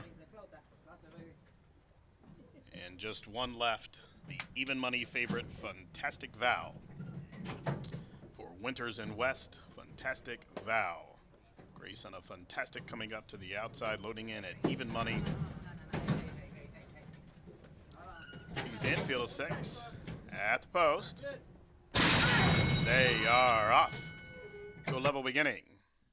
Buckle Up from between horses, but it's Texas Free who jumped well today, and Texas Free, just like that, rockets out to the top.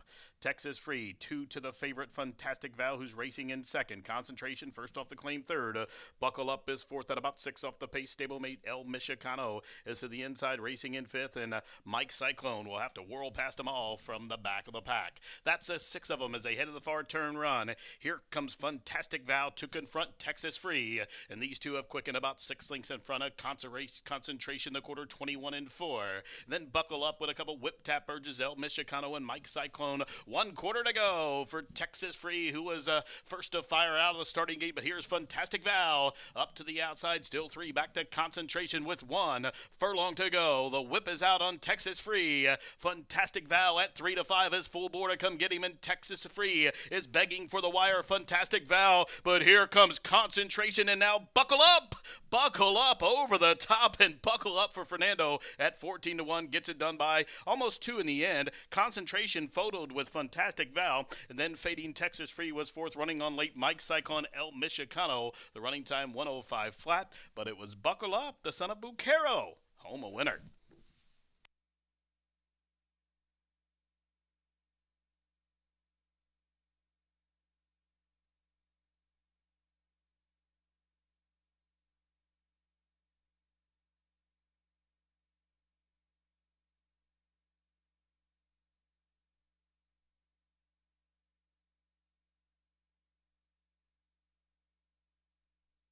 Judges posting number 4, Buckle Up, at odds of 14 to 1 as the race winner. The trio of placing judges have hung the photo sign for place 4 and a photo for place.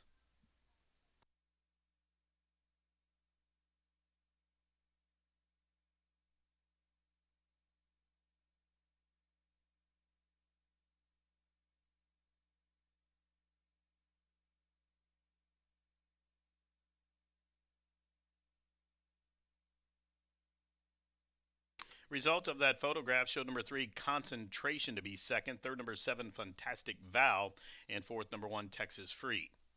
4, 3, 7, and 1. 4, 3, 7, and 1.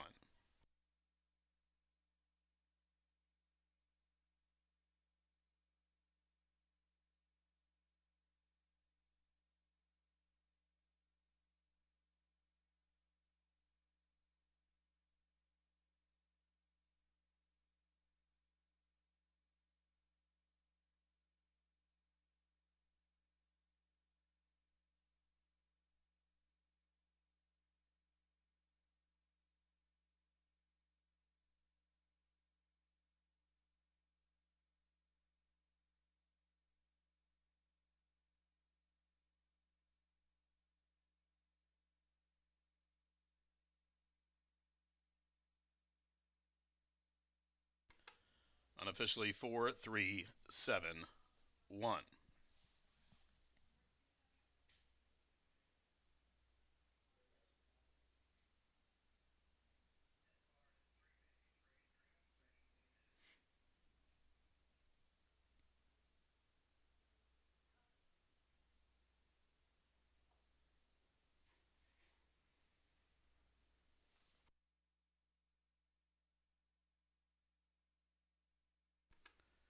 Entering the Murphy Trailer Sales Winner Circle to join Team Duran and Nino, here's number 4, Buckle Up. Buckle Up, a 4-year-old dark bear brown gelded son by Boo Caro out of the Catalfa mare named Smart Kit. The winner's owned by Rancho Monarca LLC of Catherine and Tony Duran, the winning trainer Tony Duran, and the winning jockey Fernando de la Cruz. Number 4, Buckle Up, now a 2-time winner from 19 starts, was bred here in the Hoosier State by Ledgerwood Farms and Debbie Smallwood. Buckle Up covered the 5.5 furlongs in 105 flat. At 14-1, the winner returns $30.20, $11.20 in the middle, and $3.20 for that show dough.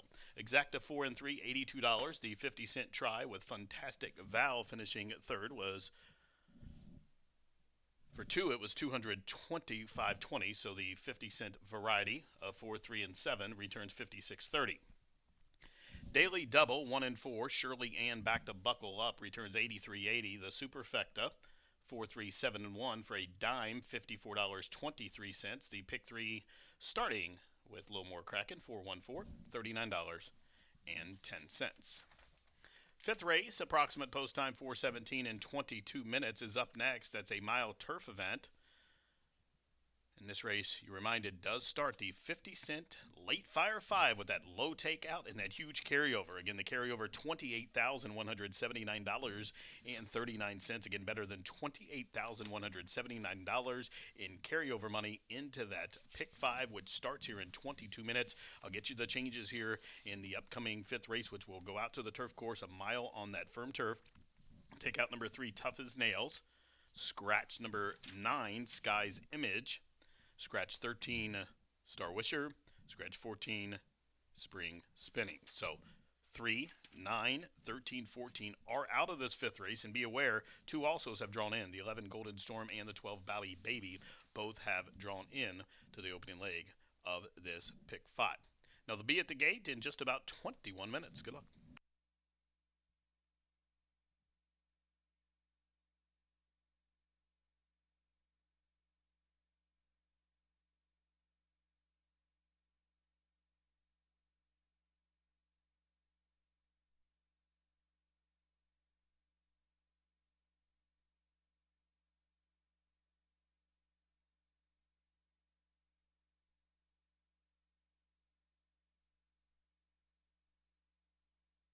Post. They are off to a level beginning. Buckle Up from Between Horses, but it's Texas Free who jumped well today, and Texas Free, just like that, rockets out to the top. Texas Free, 2 to the favorite Fantastic Val, who's racing in second. Concentration first off the claim third. Buckle Up is fourth at about 6 off the pace. Stablemate El Michicano is to the inside, racing in fifth, and Mike Cyclone will have to whirl past them all from the back of the pack. That's 6 of them as they head to the far turn run. Here comes Fantastic Val to confront Texas Free, and these two have quickened about 6 lengths in front of Concentration, the quarter, 21 and 4. Then Buckle Up with a couple whip tap urges, El Michicano and Mike Cyclone. 1 quarter to go for Texas Free, who was first to fire out of the starting gate. But here's Fantastic Val up to the outside, still 3 back to Concentration with 1 furlong to go. The whip is out on Texas Free. Fantastic Val at 3 to 5 is full bore to come get him, and Texas Free is begging for the wire. Fantastic Val, but here comes Concentration, and now Buckle Up.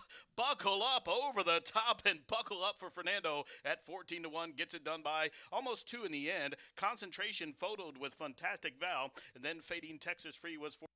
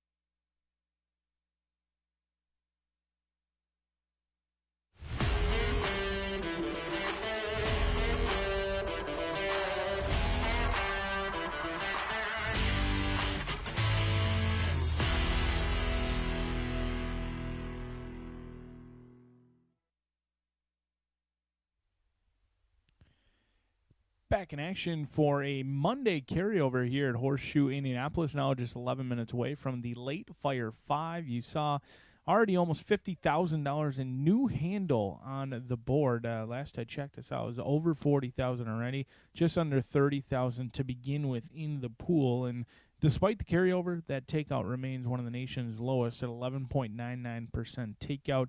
Scratch numbers 3, 9, 12, 13, and 14 out of this upcoming event for fillies and mares, all looking for their third career victory. 1 mile going to be the distance in here.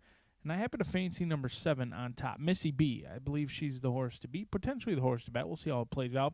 3-2 right now on the board. Joe Ramos going to be riding for Eric Foster, a 2-time winner from 16 starts and almost made it 2 in a row at 15-1 at last time out. Was overlooked in the wagering. Didn't get bet very heavily despite winning just a month earlier at 16-1. Missy B has very void of early speed, but does have a closing kick that not many can contest with. Now, it is a small sample size, but so far today on our turf course, you've wanted to be on the lead. It looks to be a very hard turf course this fall, and the final time, last time, going 5 furlongs with 55 in our first turf race of the day.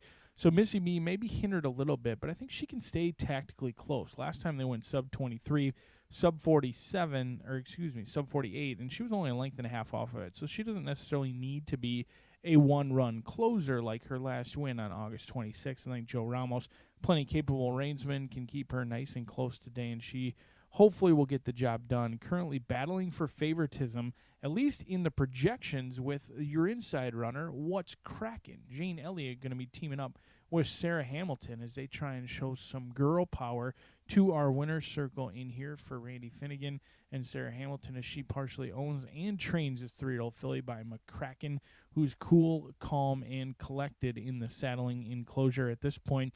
And you'd have to draw a line through that last race. Not only was it against tougher competition, it was also on a sloppy main track. I think we've learned one thing throughout her career thus far. She probably doesn't particularly care for the dirt, and certainly not a muddy track. She was beaten by 30 lengths last time out, but her turf races have been impressive. She got the the non-winners of 2 score, making every pole a winning one over at Ellis Park, and then ran a better than it looked 6th place finish here. She's only beaten by 6 lengths. She was on the lead. The pace was very hot. They went 110 and 3 for 3/4 that day. I think What's Crackin' certainly deserves a long look in here, and if you're hopeful to get anywhere around 4-1, if those DRF projections are accurate, as they most often are, this horse likely to go off as low as 9-5. Certainly a player in here right now at 7-2. So if you're seeing them load at 5-1 or 7-2, just remember you have been warned that What's Crackin' could be getting hit late in this spot. But the outside runner is Late Night Lizzie, Marcelino Pedroza Jr. and Gennaro Garcia, 15-1 on that morning line. This one would be an excellent start for your Late Fire 5 on the board right now at 10-1, and you've got connections that simply know their way around this racetrack. Gennaro Garcia, 51 wins so far on the year. Marcelino Pedroza Jr., 58 wins. These guys know how to win races, and Late Night Lizzie is a little bit of an unknown factor in here. Hasn't been on the turf course for a long time. In fact, she's not tried the turf since March, and it came on a yielding turf course over at the fairgrounds against tougher competition. Before that, she was sprinting at the allowance level. She's changed hands a few times, originally guided by Michael Stidham along with Don Habib. And so I think Late Night Lizzie getting in with Gennaro Garcia, second time in off of the layoff, second time in the barn as well. There's a ton of upside, especially with that attack post drawn to the outside of some other speed in here. Late Night Lizzie could be an upsetter in this field. But let's take a look at the Late Fire 5. Been talking a lot about this carryover today. $28,000 already in the pool, there for the taking. I'm going to spread out. Don't want to get knocked out in this first race, and I think it's a competitive race at that. Race number 6, equally competitive, at least in my opinion. I know some people feel that this may be their single, and that's the best part about horizontal racing. Many fancy Steve Asmussen and Take Charge Desi off the layoff. I'm just a little bit untrustworthy of a horse off of a layoff in for a low-level tag. So I'm going to spread out in that race. Hopefully we can get a good daily double going and beginning in race number 5 and 6, because we do get thin after that. Race number 7, this will be where the single may lie, and I'm hopeful that we can break alertly today, because Cassiopeia is a all-or-nothing type filly. She's a 3-year-old filly by Army Mule. She's certainly bred to be a good one. Adam Busquets sees fit to come in for one mount and one mount only with Kelsey Danner, and they're winning at 15%. The number's gone up, and it's trended in the right direction. Danner didn't get off to that much of a hot start through limited sample sizes early on, but she's been winning more often recently. And this is a horse who ran very well at Gulfstream Park. In fact, better than it looks. I know there was an 8th place finish and a 7th place finish, but only beaten by a combined 7 lengths through those 2 starts, and has had a tendency to miss the break. I think that's the cause for the layoff. Going back to the starting gate, working on some things in the morning, and a horse who's shown all the physical attributes, now the mental attributes, hopefully will catch up. Hasn't been seen in 6 months. So that is a lot of upside for your 3-1 Gulfstream Park shipper, as the riders all set for the leg up, and we are just about underway in the late Fire 5. I expect this late Fire 5 pool to get upwards of $225,000. That'll be my final guess, 5 minutes away from the 5th.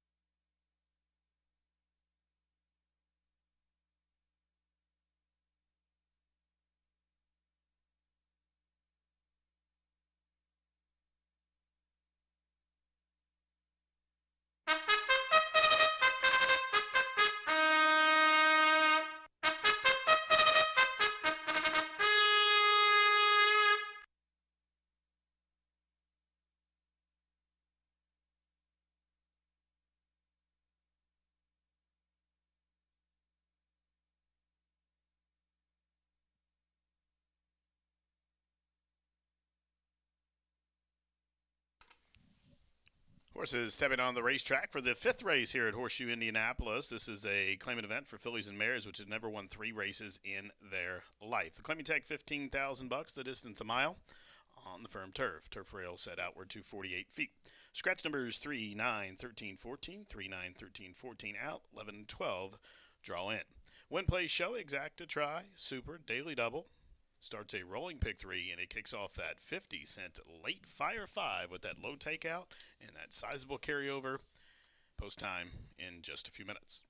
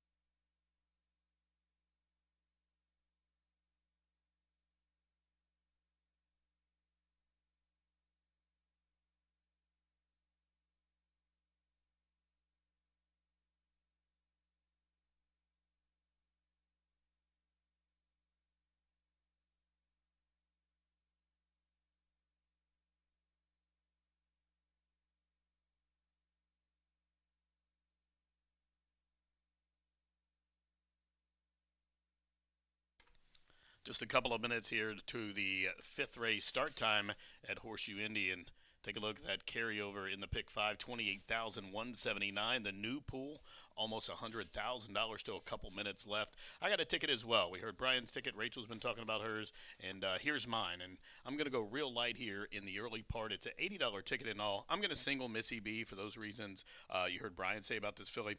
I just like the way she showed up here on the turf course since coming up here from Ellis Park, where she was fifth, beating 4 lengths for that 16 level down there, and probably had the roughest of the trip of anybody in that race. Her subsequent start here back on August 26th, where she was a winner and fought on gamely with the Bug Boy and just missed a lip last start for the 20 level. Drops in class, is going to get some pace to chase here in this opening leg. I'm going to single her. I know the rail's out, but I just think she's the class of the field here and think she gets it done here for Hot Riding Joe Ramos. Race 6, you see I'm going to single number 1 at Taken Charge Desi. Nation's all-time leading trainer jams in this one here. She's been running in a little bit tougher races, albeit those were $5,000 claiming tags. The conditions of those races, I think, is a little bit tougher than this race that came up today. I'm going to single her. She's 7-2 in the morning line. Pretty good price there to single. Now, spent a lot of budget in the 7th race. That's a 5-furlong turf filly and mare race. I'm going to use 1, 2, 3, 5, 7, 8, 9, and 10. My top pick in that race is a 20-1 shot, making a turf debut from the West Barn. Then race 8, I'll spread out 5 deep, and I'll go 1, 3, 7, 9, and 10 in there. That is also a mile allowance race on the dirt. So seeing Grandma from the Barnesipi Contreras, my top pick. Forever Peak exits at second place finish in the Cardinal Stakes. And Megan's Noel riding a 3-race win streak from the Banks of Ohio, coming in from Cincinnati for Jamie Grubbs. Alvin Jimenez has that call. We'll throw in It's Forever in there as well, and Gidget Rose Lee. And that will close us out to the 9th race, where if we had the budget, we probably would have hit the all button here, but I'm going to go to the 4 outside horses. After the 4 scratched, I really didn't know who. I think probably the 8 horse Out of the Clouds. If you had to shorten it up, that would probably be maybe the horse to go in there with, but I'm going to add some little coverage there. I'm going to use the 5 Dancers Shadow, first start for the new barn, Ginter from the center, 6 Mr. Rosso. Some good works coming in from the training center there in Lexington for Mike Evans, and 7 Remaining Nameless, who's been a runner-up one time in his career, 2 starts back, just missing at Belterra, then was 4th, and of course Out of the Clouds from the barn of Steve Asmussen, making that big drop in class. Has some pedigree there, Union Rags with that Macho Uno underside, and Keith Asmussen has the call there. So they're turning to head towards the starting gate here, less than a minute, get them in. That's a $80 play for me. That pick 5 pool now, new money, over $100,000, less than a minute, get them in.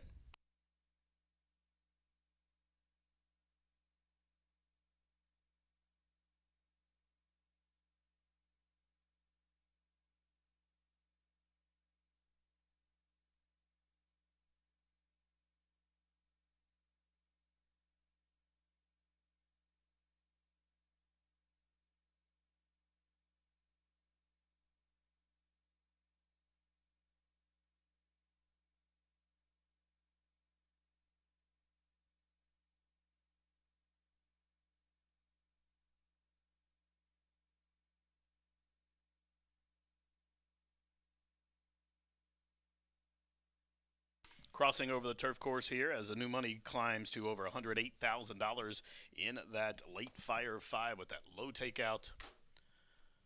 7 for 5 on Missy B, daughter of Point of Entry, racing for the Foster family and William Wargel.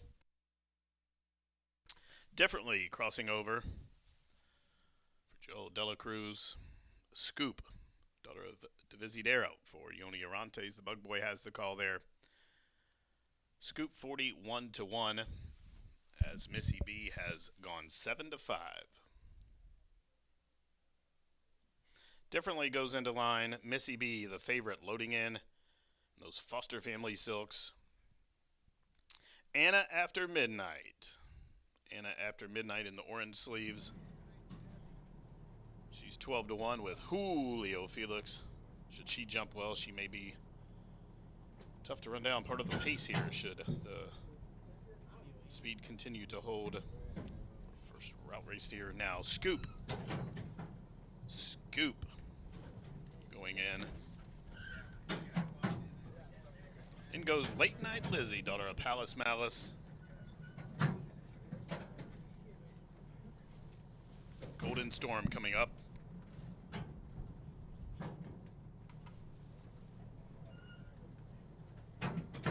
One out, just waiting on Bally Baby to the outside. Comes the gray for Max Quinones. Jake County's Rodney Prescott. She's in. They're at the post.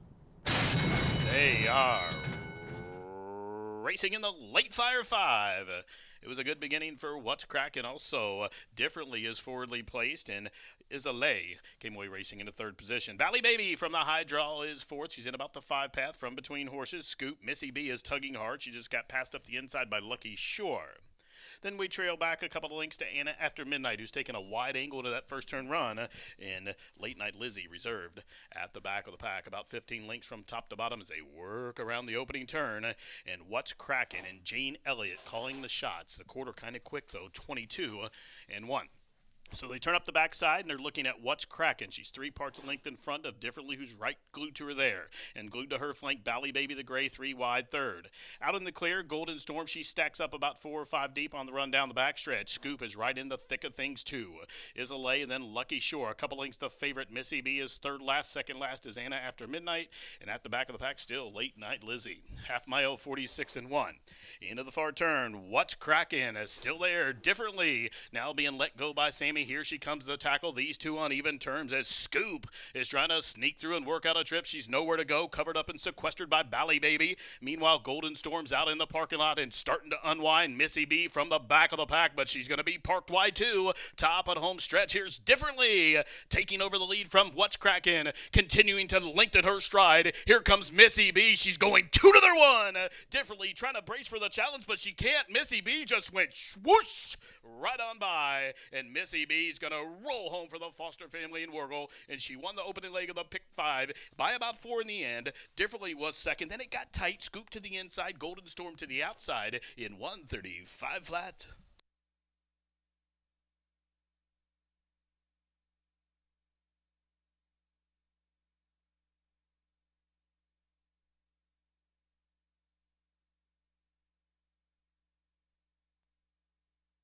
Judges posting number 7, Missy B for the old drop and pop gets the win here.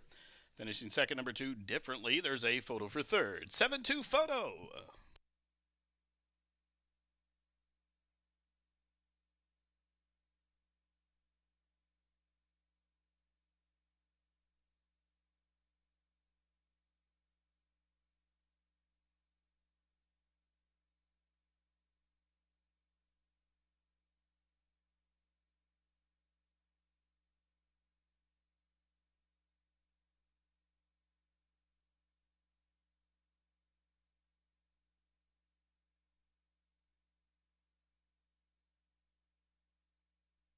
Result of the photograph showed number 8, Scoop, at 35-1, holding 3rd from number 11, Golden Storm, who is 23-1, 4th. 7-2, 8-11.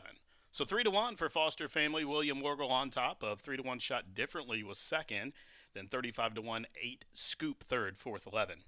Golden Storm at 23-1. 3-1, 3-1, 35 over 23-1 here in the 5th. 7-2, 8-11 unofficial.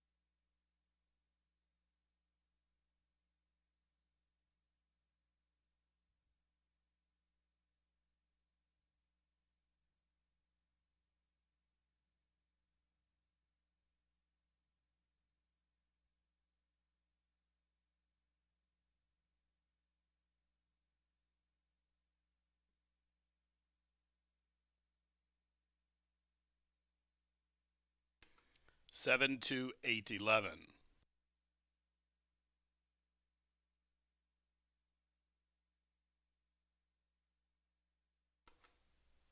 Into the winner's circle, here's Fernando leading in number 7, Missy B. Missy B, a 3-year-old bay daughter by point of entry out of the Warfront mare named Warflower.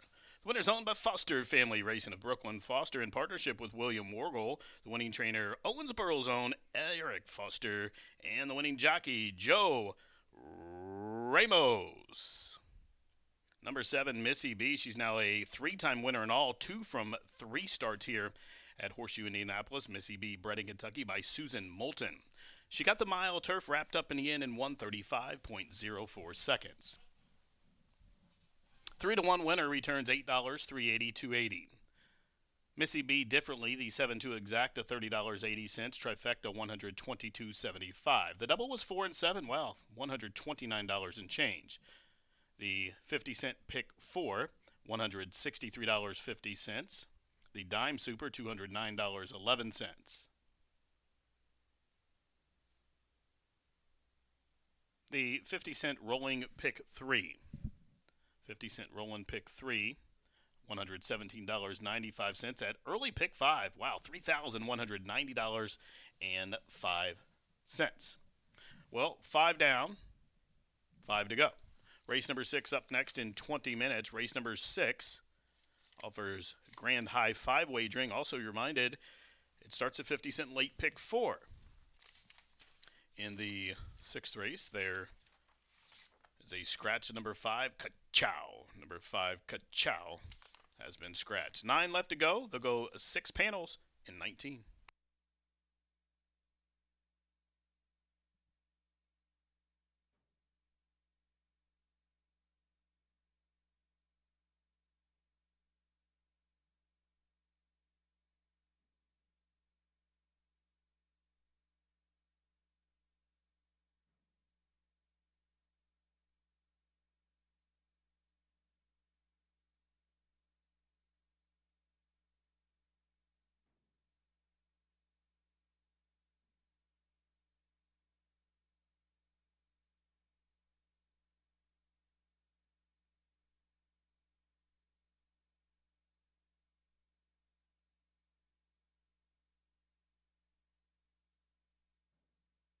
Post.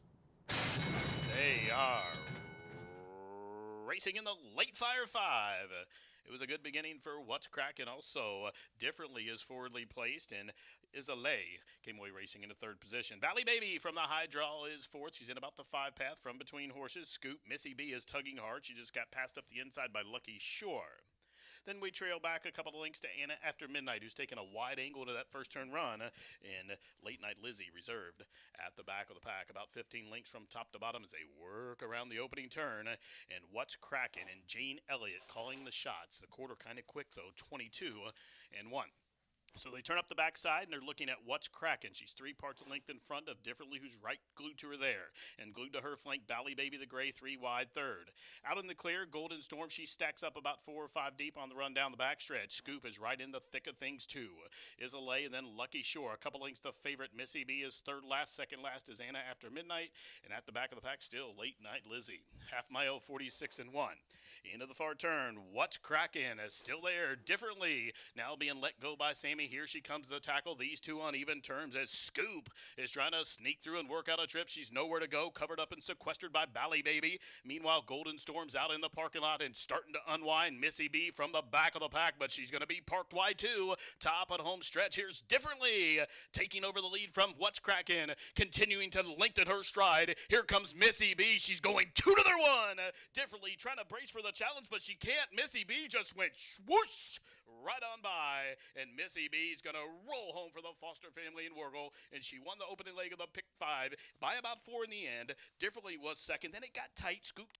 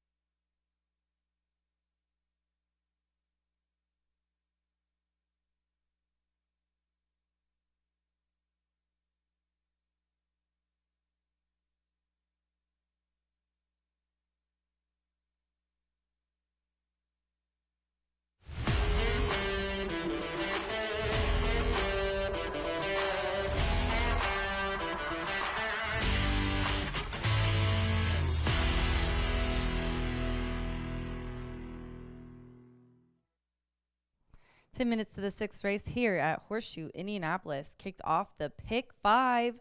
And wow, what a really nice call by Jimmy Mack as well.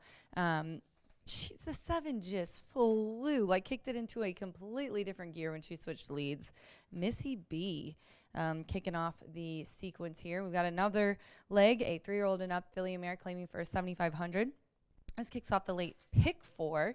6 furlongs on the dirt. The 5, Ka-Chow, is out. The 1 is the 5-2 favorite, and that is who I'm going to put on top here, Taking Charge Desi. Keith Asmussen aboard for Steve Asmussen, who owns and trains this 5-year-old mare. Whenever you see that Steve gets a horse back, I always take note of that, if any trainer does. But the last 3 of this horse's nickel races for 5,000 have been really nice. The 2nd, a 3rd, and a 3rd. I think he found a nice spot to put her in here, even though it is technically up in class. Gave her a couple of months off, and he's 18% when he does that. Obviously, 5 of the last 6 have been in the money finishes with Keith aboard for Steve, and she's kind of got a kind of stalking type style, and the rail at sprint distance is really, really good.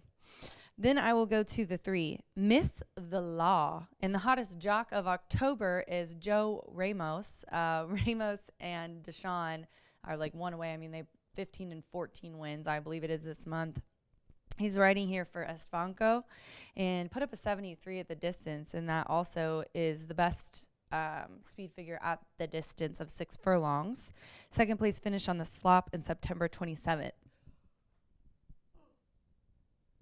You guys, I'm so sorry. That yawn just snuck up on me. Kind of got an inside trip set just off the leader and, followed around.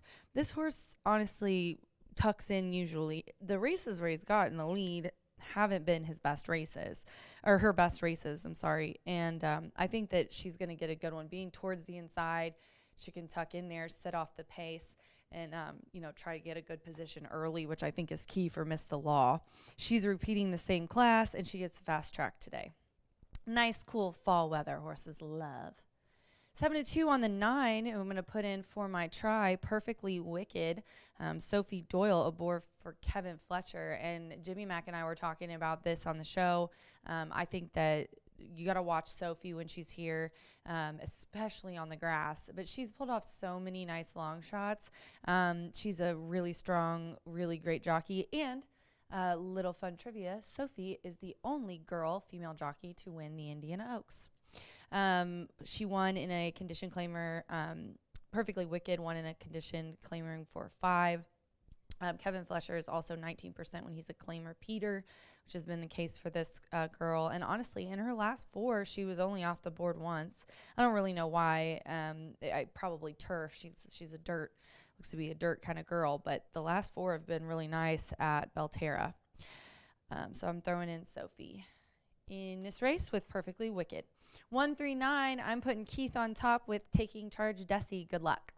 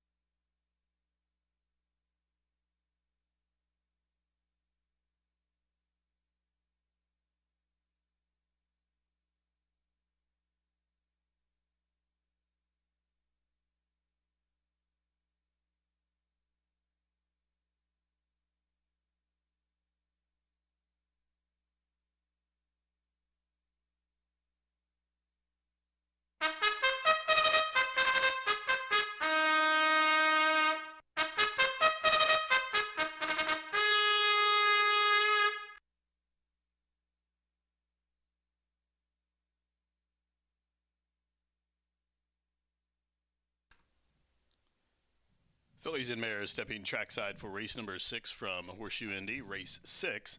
A filly and mare never won 3 or wide open 3-year-old claiming event. The claiming tag $7,500. They'll go 6 furlongs on a fast mean surface. In this race, take out number 5 Ka-Chow. Number 5 Ka-Chow has been scratched. 9 left to go. Win, play, show. Exacta Try Super. Daily double. Starts pick 3.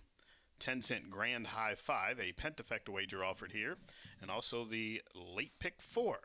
The late pick 4 offered here in the 6th race. That late fire 5 pool coming in just shy of $250,000. Now the pick 4 starts here.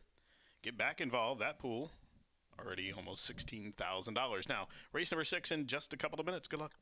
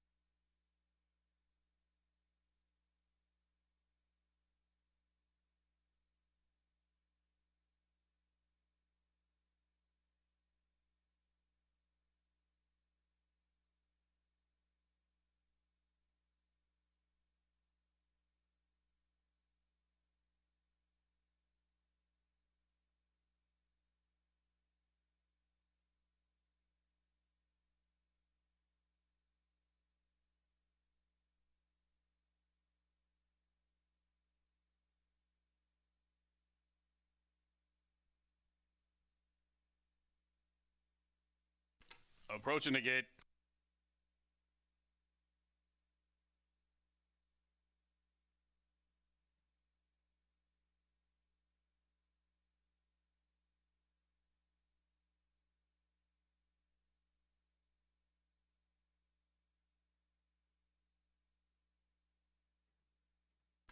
Loading in here for the 6th race, start of the late thoroughbred pick 4.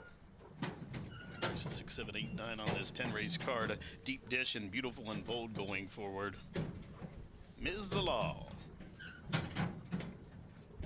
Moves in. Shine Down for Brett Gray. Chica Linda jumping the condition here. Moving into line. The Gray, Grace and Glory. Complete the load up to the outside. Field of 9 to go 6 furlongs to start the pick 4. They're at the post.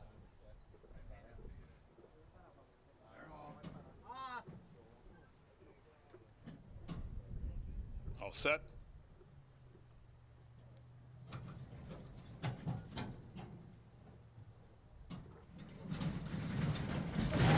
Movement from deep dish. That's it. Shine Down into play. Now they settle. They are off and running. Grace and Glory, the Gray from the outside stalls. The first to fire, Miss the Law for Sean O'Brien. Now comes on through, and there goes from between horses. It is Pageant Perfect. So Pageant Perfect has made the point. Grace and Glory will apply the heat to the outside as Miss the Law broke sharp, taken in hand back into third. Beautiful and Bold is fourth. Take Charge Desi to the inside of Shine Down. They are fifth and sixth, 2 in front of Deep Dish. Then down on the inside, the Great Chica Linda, and Perfectly Wicked is at the back of the pack, the quarter 22 and 1. Pageant Perfect shows the way by just about a half a length as Grace and Glory now hovers up and idles alongside there from second. Meanwhile, Beautiful and Bold moves a closer third as they continue to run around the far turn.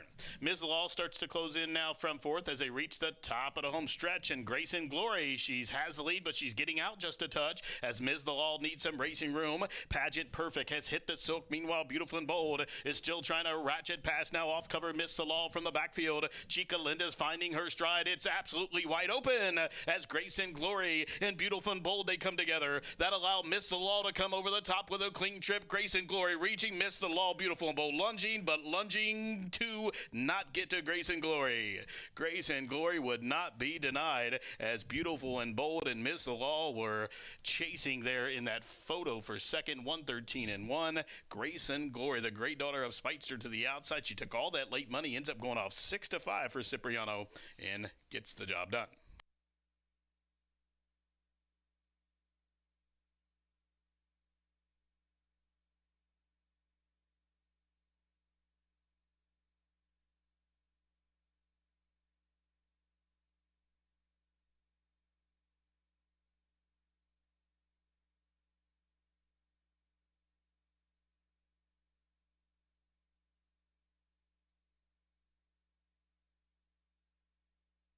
Judges posting number 10, Grace and Glory as the race winner. They've called for a photograph between Miss the Law and Beautiful and Bold, so a 10 and a photo for place.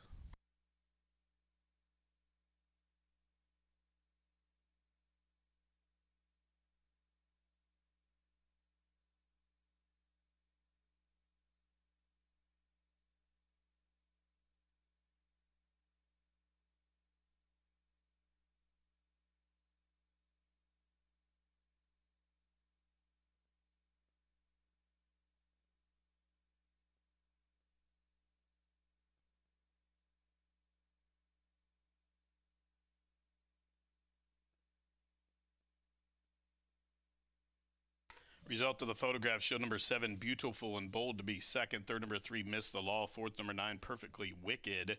And fifth, for that pentafecta high five, number 8, Shine Down. So 6-5 over 7-1 over 9-1 over 8-1 over at least 99-1. 10, 7, 3, 9, and 8. 10, 7, 3, 9, 8.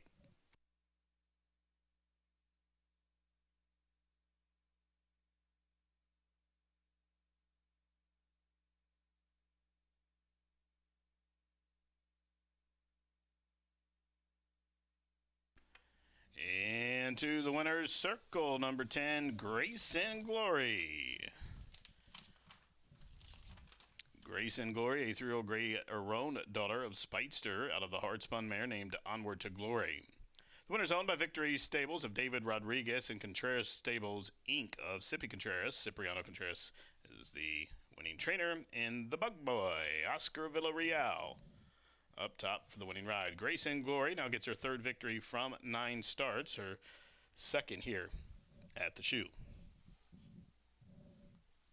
Grace and Glory, bred in Kentucky by Twin Magnolia Farm. The winner picks up her third lifetime victory, covering the 6 panels, 113.33 1/100ths.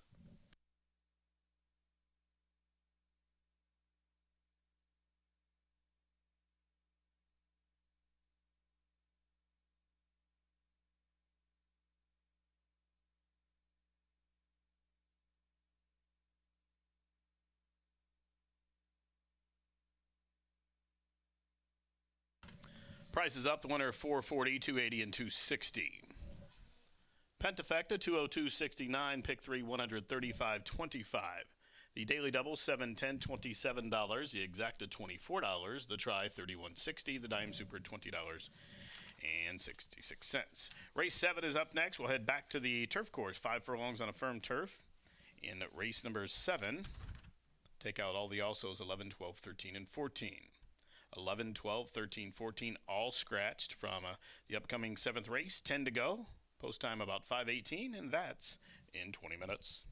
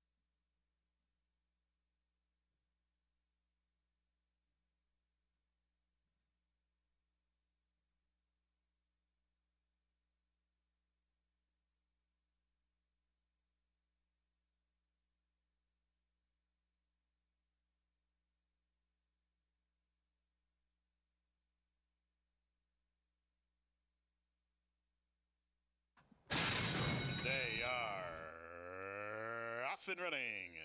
Grace and Glory, the gray from the outside stalls. The first to fire missed the law for Sean O'Brien. Now comes on through, and there goes from between horses. It is Pageant Perfect. So Pageant Perfect has made the point. Grace and Glory will apply the heat to the outside as Missed the Law broke sharp, taken in hand back into third. Beautiful and Bold is fourth. Take Charge Desi to the inside of Shine Down. They are fifth and sixth, 2 in front of Deep Dish. Then down on the inside, the great Chica Linda, and Perfectly Wicked is at the back of the pack, the quarter 22 and 1. Pageant Perfect shows the way by just about a half a length as Grace and Glory now hovers up and idles alongside Dare from second. Meanwhile, Beautiful and Bold moves a closer third as they continue to run around the far turn. Ms. Law starts to close in now from fourth as they reach the top of the home stretch, and Grace and Glory, she has the lead, but she's getting out just a touch as Ms. Law needs some racing room. Pageant Perfect has hit the silk. Meanwhile, Beautiful and Bold is still trying to ratchet past now off cover Miss the Law from the backfield. Chica Linda's finding her stride. It's absolutely wide open as Grace and Glory and Beautiful and Bold, they come together. That allowed Miss the Law to come over the top with a clean trip. Grace and Glory reaching Miss the Law, Beautiful and Bold lunging to not get to Grace and Glory. Grace and Glory would not be denied.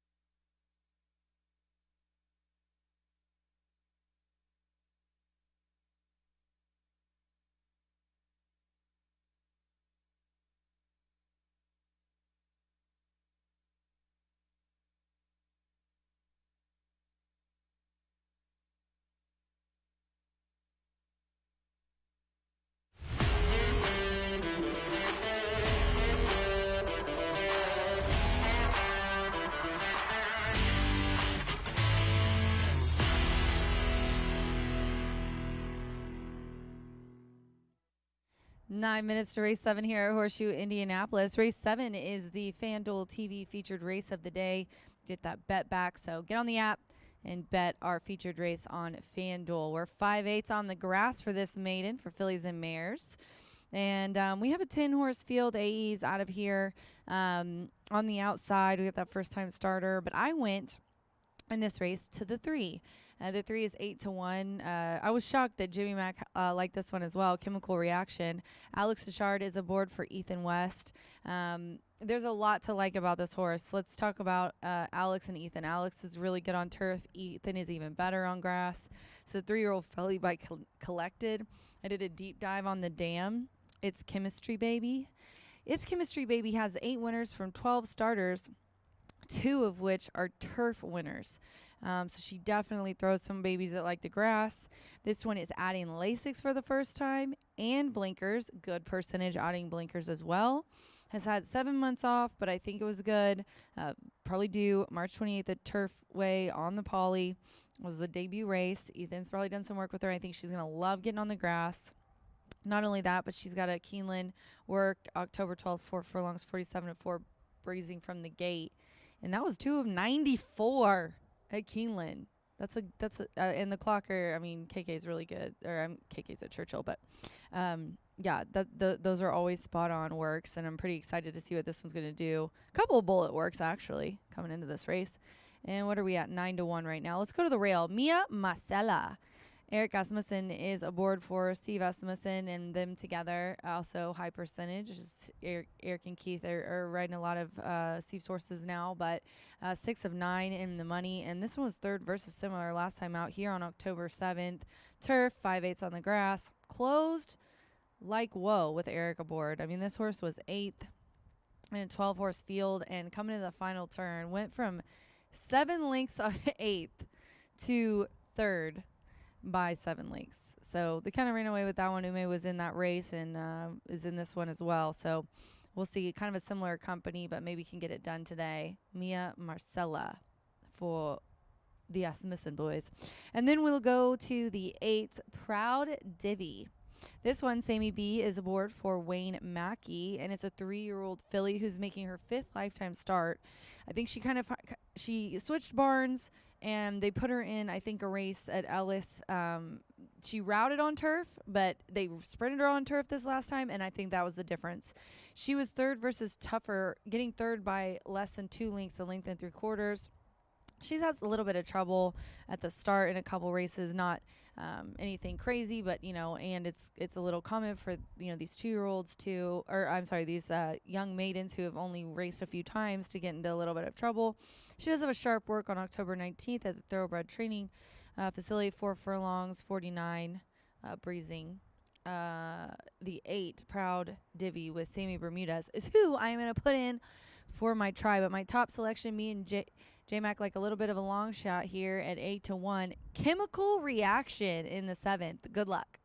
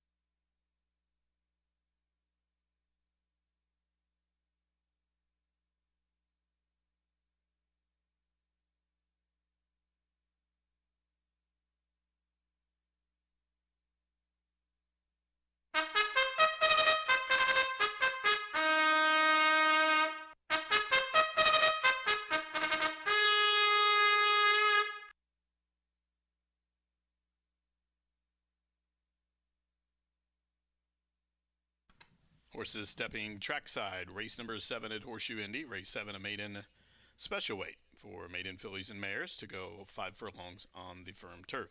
In this race, simply take out all the also eligible scratch numbers 11, 12, 13, and 14. 11 through 14 are out. 10 left to go. Win, play, show, exact, a try, super. Daily double starts a pick 3, and also race number 7 offers Pentafecta wager and a 10-cent base bet. The grand high 5, the top 5 finishers. Again, scratch 11 through 14. 10 of them will be at the gate in just a couple of minutes.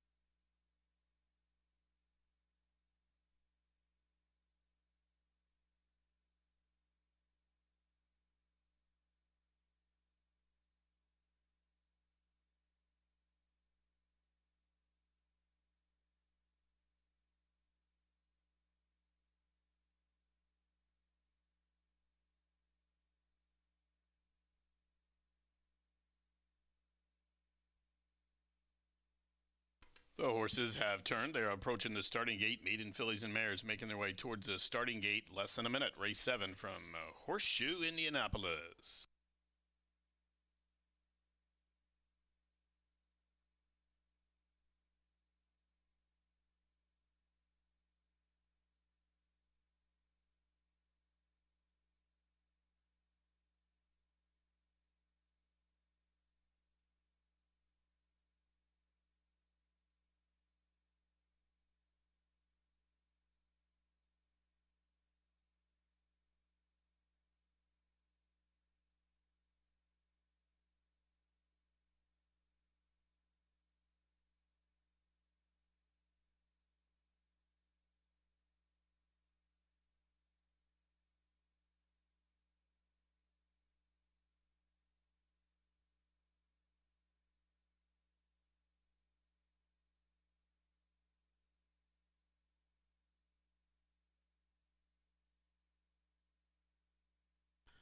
The field crossing over the turf course here for the 7th race from Horseshoe, Indianapolis. Mia Marcella, daughter of Twirlin' Candy, going in.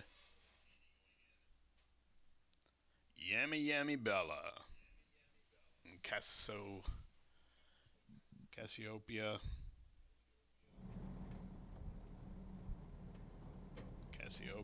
coming up at 5-2. She had a couple tough trips down in South Florida. Here's Chemical Reaction in start 2, making the turf debut. Proud Divi, the state of Brereton Jones, Wayne Mackey, the conditioner. Story Channel for Floyd Cobb. 1 of 4 left to load in. Shadwell Stables, El Huboob, daughter of Hardspun, coming forward. 4-1, partners with Edgar Morales. I'm a Cookie Lover. Deshaun Parker will load up second last. And Polyrhythmic on debut for Cherie DeVoe. Now goes 9-2. She goes up to the outside. They are at the post. They are racing. Quick start for Go Gemma. Also Story Channel, Flashing Speed, and debuting on the turf, Chemical Reaction. Now comes on through underneath. Up to the extreme outside, Polyrhythmics within striking range early. Down on the inside, Mia Marcella is 5th, about 2 off the pace. Cassiopeia is right alongside her. Proud Divi taking a wide angle, still 2. Back to I'm a Cookie Lover on the turn back, and Yummy Bella at the back of the pack. Into the far turn, 3 across the course. Chemical Reaction to the inside. Up to the outside, there goes El Huboob. And catching the eye, Polyrhythmic, the daughter of Cantharos, is lifting off to the far outside as they reach the top of the home stretch. Chemical Reaction will cut the corner. There's room at the inside for Mia Marcella to come on through. And Mia Marcella scraping the paint with Eric coming alongside Chemical Reaction. And looking for room between horses. Cassiopeia is full of run. Cassiopeia just got shut down. Meanwhile, Go Gemma to the outside. Go Gemma, Polyrhythmic, these two to the wire. Go Gemma! Photos there with Polyrhythmic. Tough luck for Cassiopeia again. Then it was Yummy Bella, Mia Marcella, and Chemical Reaction, 56.21 seconds.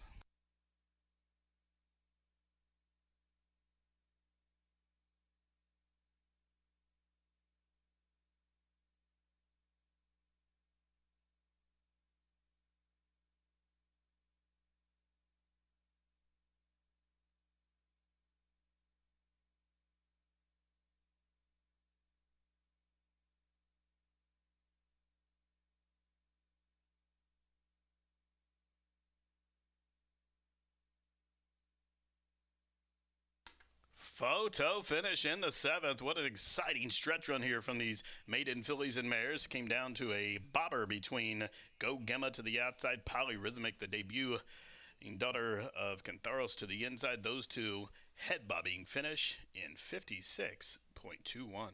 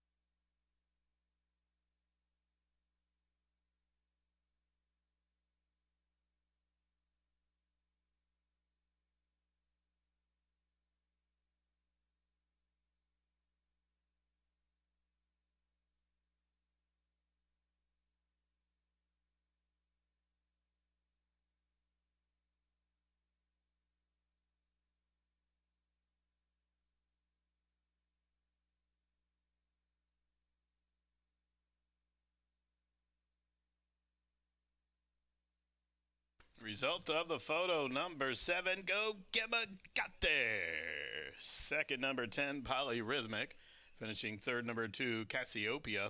And fourth, number 6, Yummy Yummy Bella. 7, 10, 2, 6. Please note the photo sign still up to determine the 5th place finisher. We'll go back to 5th here for the Pentafecta. The judges have given us a 7, 10, 2, 6, and another photo for 5th.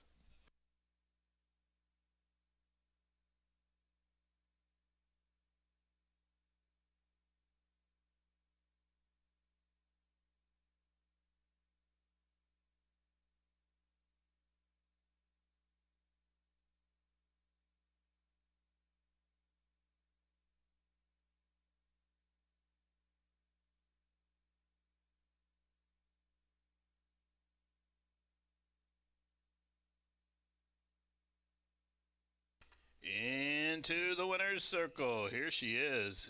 Number 7, Go Gemma, a 3-year-old bay daughter by Into Mischief out of the Wildcat Air mare named Jewel of a Cat. The winner's owned and bred by J&J Stables of John Williams, trained by Robbie Medina, and ridden a victory for his second on the card, Hot Riding Joe Ramos. Number 7, Go Gemma, breaks maiden start number 6 here, and she covered the 5 furlongs on turf in a winning time of 56.21 seconds.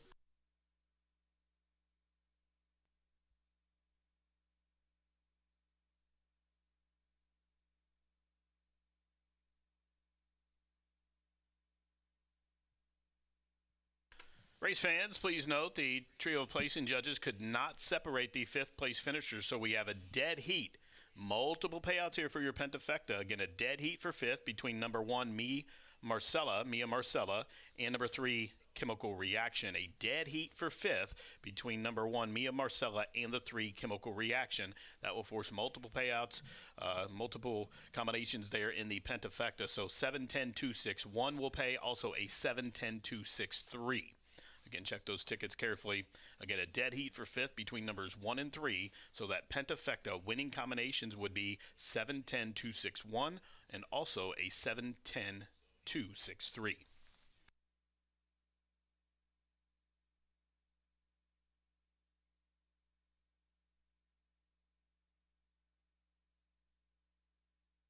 And race 7 is now official. Go Gemma! 1960, 820 and 660. Meanwhile, with that Pentafecta offered there and that dead heat for 5th, went unsolved. That carries. I'll get you that carryover shortly. The 710 exact. Wow, 237.20. Trifecta with number 2 Cassiopeia, 493.25 for a 50-cent variety. The pick 3, $106.25. Now the Pentafecta carries $3,531.18 into the upcoming 8th race. Again, that Pentafecta carries over. Now the Dime Super with the 6 on the bottom, $880.24. 7, 10, 2, 6. That dead heat for 5th went unsolved, did the Pentafecta. Carry over $3,531 into the upcoming 8th race, which is in 18 minutes. Now the 8th race will come back to the dirt. We'll go a mile. And in the 8th race, you're reminded simply take out number 11, Betty Davis. The also eligible number 11, Betty Davis, is out. Field of 10 will square off here to go a mile for the next high five being offered in that big carryover there, over $3,500. Race 8 coming at you in 17 minutes. They are racing. Quick start for Go Gemma. Also Story Channel, flashing speed and debuting on the turf, Chemical Reaction. Now comes on through underneath. Up to the extreme outside, Polyrhythmics within striking range early. Down on the inside, Mia Marcella is 5th, about 2 off the pace. Cassiopeia is right alongside her. Proud DB taking a wide angle, still 2. Back to I'm a Cookie Lover on the turn back, and Yummy Bella at the back of the pack. Into the far turn, 3 across the course. Chemical Reaction to the inside. Up to the outside, there goes El Huboob. And catching the eye, Polyrhythmic, the daughter of Cantharos, is lifting off to the far outside as they reach the top of the home stretch. Chemical Reaction will cut the corner. corner. There's room at the inside for Mia Marcella to come on through. And Mia Marcella scraping the paint with Eric coming alongside Chemical Reaction. And looking for room between horses. Cassiopeia is full of run. Capsiopeia just got shut down. Meanwhile, Go Gemma to the outside. Go Gemma, Polyrhythmic, these two to the wire. Go Gemma! Photos there with Polyrhythmic. Tough luck for Cassiopeia again. Then it was Yummy Bella, Mia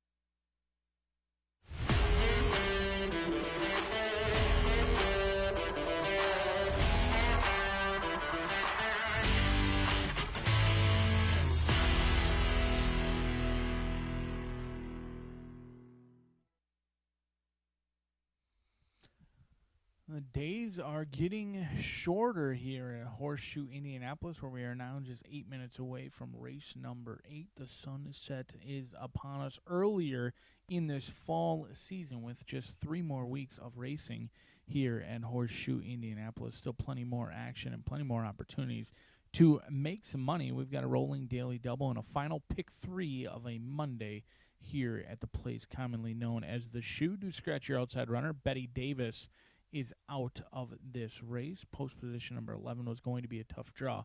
As always, 1 mile going to be the distance in here. And I'm going to try number 7 in this spot. It's Forever. Marcelino Pedroza Jr. and Tony Granitz, as he owns and trains this 4-year-old filly by Forever Dioro, who's a 5-time winner. Now, had a ton of success, and this is how challenging ownership can be, and frankly, training as well. This horse was a win machine last year. Had 5 wins from 6 starts with $244,000 in earnings. Now, she doesn't run poorly by any means. That's not where I'm going with this. But she does have 3 second-place finishes, and instead of $244,000 in earnings, only $40,000 in earnings this year. It just hasn't translated from 3 to 4. Now, she has been taking on older fillies. She's become an older filly herself. Marcelino Pedroza Jr. going to be in the saddle as he was in the Hoosier Heartland Stakes, in which she ran second, and she was bet down to favoritism that day in a $100,000 stakes race. She ultimately ended up chasing Brittany's Golden Faith, who made 7-2 look like a complete gift that day. But she hasn't necessarily had that finishing punch that she displayed last year. Oftentimes, she took advantage of, frankly, 3-year-old fillies last year that didn't really want to go 2 turns. Now some of the others have gotten a little bit stronger. They've matured a little bit. And that closing punch that she had displayed last season, which was, frankly, very impressive, that final stretch, final quarter of a mile, has somewhat been softened because she's come with her run each and every time. It just hasn't been good enough to get there. I think today, exiting 3 straight stakes races and before that 2 races against open competition, I think she'll appreciate some class relief today out of the stakes races, and I think It's Forever gets a good pace setup in this spot. But your outside runner could be the up-and-comer in here, the fresh face, the 3-year-old filly they call Gidget Rose Lee by Golden Sense out of Sweet Hallery. Evan Roman going to be calling the shots in here for Doug O'Neill. While many think he may be a West Coast trainer, he certainly made home here at Horseshoe Indianapolis. He's this will be start number 31 for him. He's winning at about 17%. And Gidget Rose Lee really dominated an off-turf event. Now, you can look at it one of 2 ways. Very impressive win, maybe a light bulb angle, dominated at 6-1, or not all that impressive on a good track against a bunch of horses who ultimately wanted to be on the turf. But I thought the final time came back pretty good. This horse has a ton of upside. A 3-year-old filly late in the season, taking on older, not as big of a concern as it once was. And while they may have won an off-turf event, they entered back in on the dirt, and there was plenty of options for them to go on the turf since they haven't been seen since September 24th. So certainly not something where they're just running where they can get in with an Indiana bred. They wanted to be on the dirt, and they'll get that opportunity today. Cut in half right now on the morning line, 8-1 on Gidget Rose Lee. But a lot of the money has come in on Forever Pink, Joel De La Cruz, and Joe Ramos in here. Ran a second last time out by a photo finish. 4 wins from 11 starts. Has put together a very nice resume. There's been very little stink in Forever Pink. Joe Ramos going to team up with De La Cruz in this spot. And when they do, they win at 33%. And a horse for course, the good-looking gray, loves it here at home. A 4-time winner from 10 starts. We'll see if Forever Pink can get the goods today as they battle it out over 1 mile for race number 8.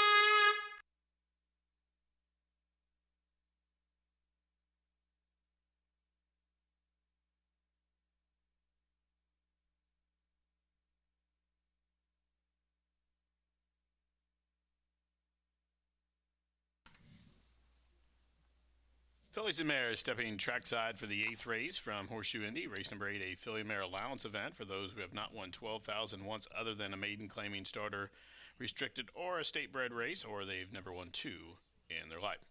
A mile on a fast main. Take out number 11, Betty Davis. Number 11, Betty Davis, the also, is out. 10 left to go. Win, play, show, exact, a try, super, daily double starts the final pick 3 of this Monday program. And also 10-cent grand high 5 is in play here. And don't forget that carryover somewhere around $3,500. Race 8 in 2 minutes.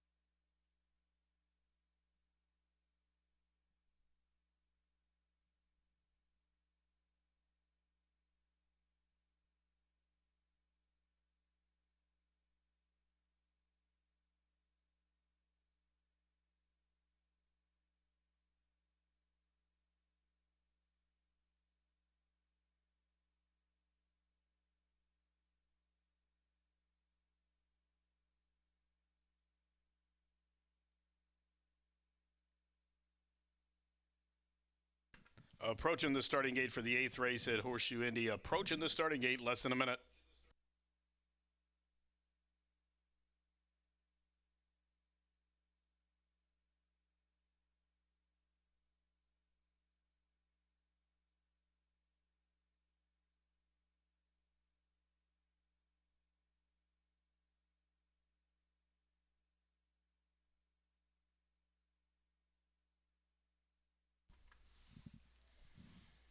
The horse is nearing the gate. Forever Pink currently 8-5. See that Pentafecta pool with that carryover. Looks like about 5,300 new money at this time. Again, that carryover nearly 3,500 bucks. As the field of fillies and mares have reached the starting gate, begin loading here. Forever Pink, the gray daughter of Forever Doro, will load in for Joel Dela Cruz. This is the Indiana bred stakes place filly for Liz Squire. She goes in now 3-2 offering. Unbridled Talent, the other Indy bred going in. Here's Evil Intentions. It's Forever. Now the first 4 to load in are the 4 of the 5 state breds. Sicilian Grandma for Sippy. Looking to go back-to-back at the track. Sicilian Grandma, daughter of Army Mule, 7-1 as Tiz Bayou goes up for Kathy Jones and Tim Eggleston. Cicerto. Moving in, Crushed Ice. The Cottarolo family. Crushed Ice. Dela Cruz on the Monday scoreboard. Megan Snow and Alvin Jimenez. Megan Snow riding a 3-race win streak, and Gidget Rose Lee for Doug O'Neill. Up to the outside. Black blinkers, red shadow roll. White face, she's in. They're at the post.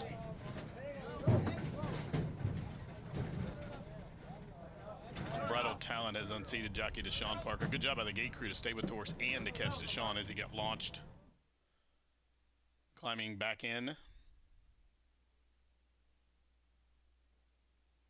All set.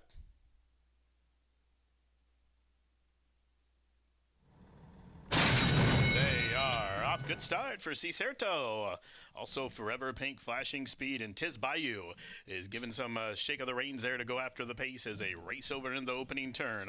Forever Pink, the daughter of Forever Doro, the gray, has the lead and the fence. Up to the outside, Tiz Bayou is pressuring up to the outside. Hard hustle there to get an early second. Sicilian Grandma tucked in down along the inner rail from third. She's tugging as well. Cicerto is fourth. It's Forever is fifth while racing in the clear, idling to the outside of Unbridled Talent, who's about 2 in front of Evil Intentions. Gidget Rose Lee is third last on the run down the backstretch, a separation of 4 or 5 back to Crushed Ice, and at the back of the pack, Megan Snow will have to run by 9 of them. They continue up the backside. The first quarter on the board, 24-3. Tiz Bayou let go early. Forever Pink got a breather. Now she comes back as they pass the half-mile pole. Meanwhile, Cicerto is third. Sicilian Grandma is fourth to the inside. It's Forever still perfectly placed from fifth. Gidget Rose Lee is on the move, and on her back, Crushed Ice is starting to warm up to the far outside as they race around the turn. Forever Pink, half mile was 48-3. Forever Pink still duking it out with Tiz Bayou. These continue to spar. Meanwhile, Cicerto is third. It's Forever is taking the overland route as they reach the top at home stretch. It's go time for Forever Pink, and Ramos looking for a hat trick by the furlong grounds. It's Forever Pink. She's in front by 3. Tiz Bayou wanders down to the inside. Here comes It's Forever looking to get a late line lunge. She's moving with Cicerto. 1/16 to go. Forever Pink to the center of the course. It's Forever is trying to get to her. Here comes the wire. Forever Pink will give Ramos a hat trick. Forever Pink exits at second place finish in the Indiana bred stake. Comes back to the 1X and is heading to the Cody Photo winner's circle.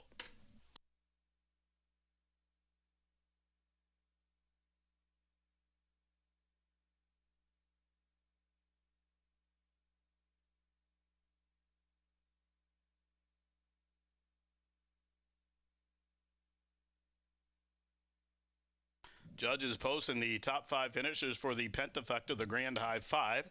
Number 1, Forever Pink, the race winner. Second, number 7, It's Forever. Finishing third, number 4, Cicerto. Fourth goes 8, Tiz Bayou. And fifth was the 5, Crushed Ice. 17485. 17485, the Pentafecta numbers. Running time for the 1 mile up on the board, 139 and 2.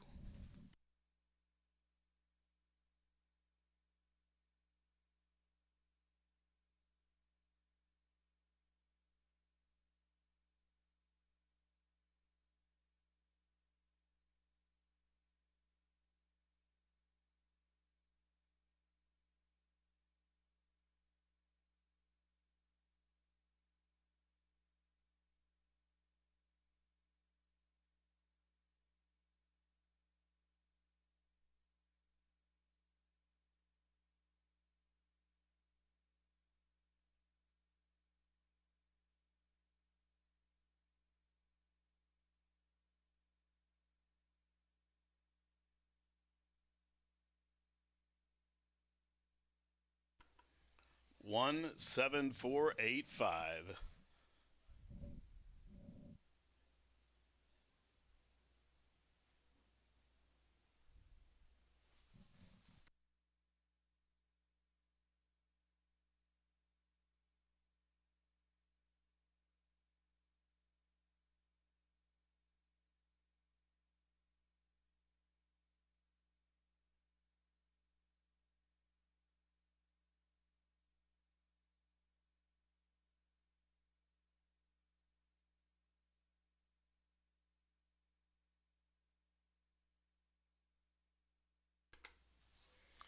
Into the winner's circle. All he does is win. Here's Joe Ramos again.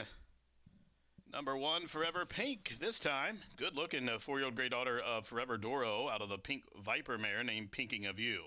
Forever Pink is owned and bred by Liz Squires, trained by Joel Dela Cruz, and Joe Ramos with his 3rd victory on the card as he continues his tear here for about the last 5 weeks of racing. Joe Ramos with his 3rd victory today. Forever Pink, now she gets her 5th victory from 12 starts. She knows her way to the circle too. In fact, all 5 of her victories have came here on the Indiana dirt. She's a perfect 3 for 3 at the distance, and now she's a 5-time winner as she gets the mile 139 and 2. Forever Pink again bred here in Indiana by owner Liz Squires.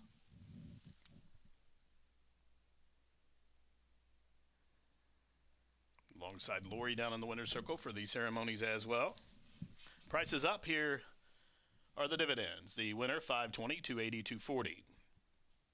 1-7 exacta, $16.60. The try, $15.25. The daily double, 7 and 1, $87.60. Dime super, $23.99. Now the Pentafecta with that carryover was worth $162.11 for that 17485 combination. Roll and pick 3, $65.30. And then there were two races left. Race number 9 coming up will give you your final opportunity to wager on a daily double this afternoon from Shelbytown. Hoosier Indianapolis bringing a 10-race card here at you on another Monday from Shelbyville. In the upcoming 9th race, which is an 18-minute, you're reminded there are 2 scratches. Number 1, Certain Victor E has been scratched. Also number 4, Herb Elias is out. Numbers 1 and 4 are out of the upcoming 9th race. Again, with those 2 scratches, be advised that it reduces the field to 6, so the Pentafecta wager will not be offered here in race number 9. But wagering options left: win, play, show, exacta, try, super, and daily double wagering. Again, 9th race coming at you in 18.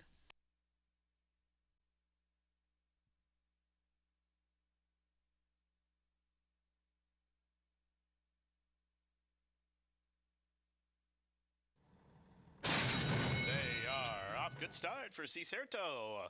Also, Forever Pink, Flashing Speed, and Tiz Bayou is giving some shake of the reins there to go after the pace as they race over in the opening turn.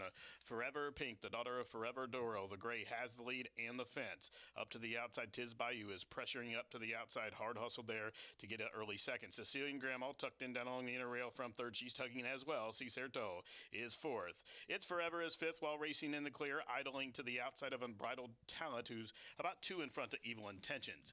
Gidget Rose Lee is 3rd last on the run down the backstretch, a separation of 4 or 5 back to Crushed Ice, and at the back of the pack, Megan's Knoll will have to run by 9 of them. They continue up the backside. The first quarter on the board, 24 and 3. Tiz Bayou let go early. Forever Pink got a breather. Now she comes back as they pass the half-mile pole.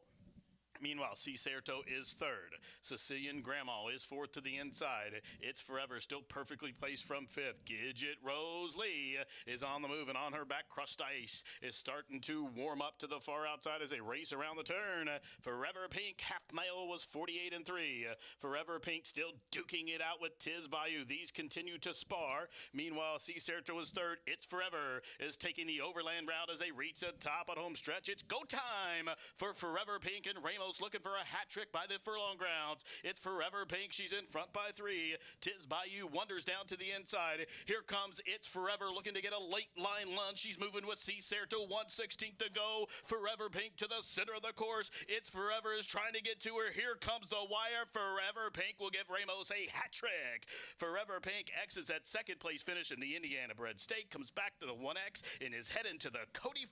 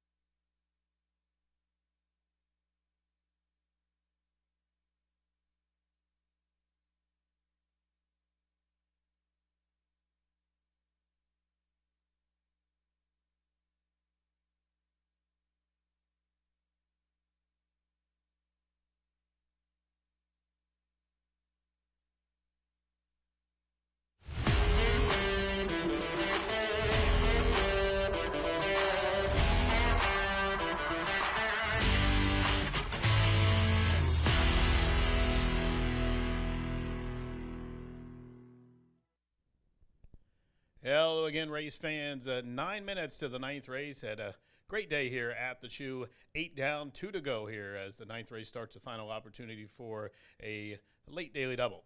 This is a maiden race for 2-year-olds that are in for a tag of $20,000 to go 5.5 on the main track. Main track is fast. There are scratches of numbers 1 and 4 in here. Number 1, Certain Victor E, and number 4, Herb Elias, is out. It's all about the 8 right now. Out of the clouds, currently 6-5, taking all the support according to the DRF projected odds. Shows the horse will go off around that as well. And you see the chestnut on his toes in the paddock. Certainly has the pedigree to dispatch the maiden race here.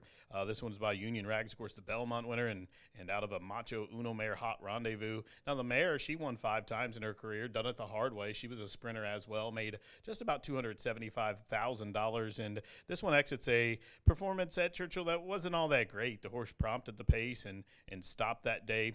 It gets a turn back here to the 5.5 furlong distance. The horse did debut going short and just kind of ran around there, but I don't know how much asking it was due. Gerardo Corrales, when I watched replay, looked like it was just a passenger, stayed out in about the 6th path, had little to no impact. But the horse finds a level here where I think he's found his friends.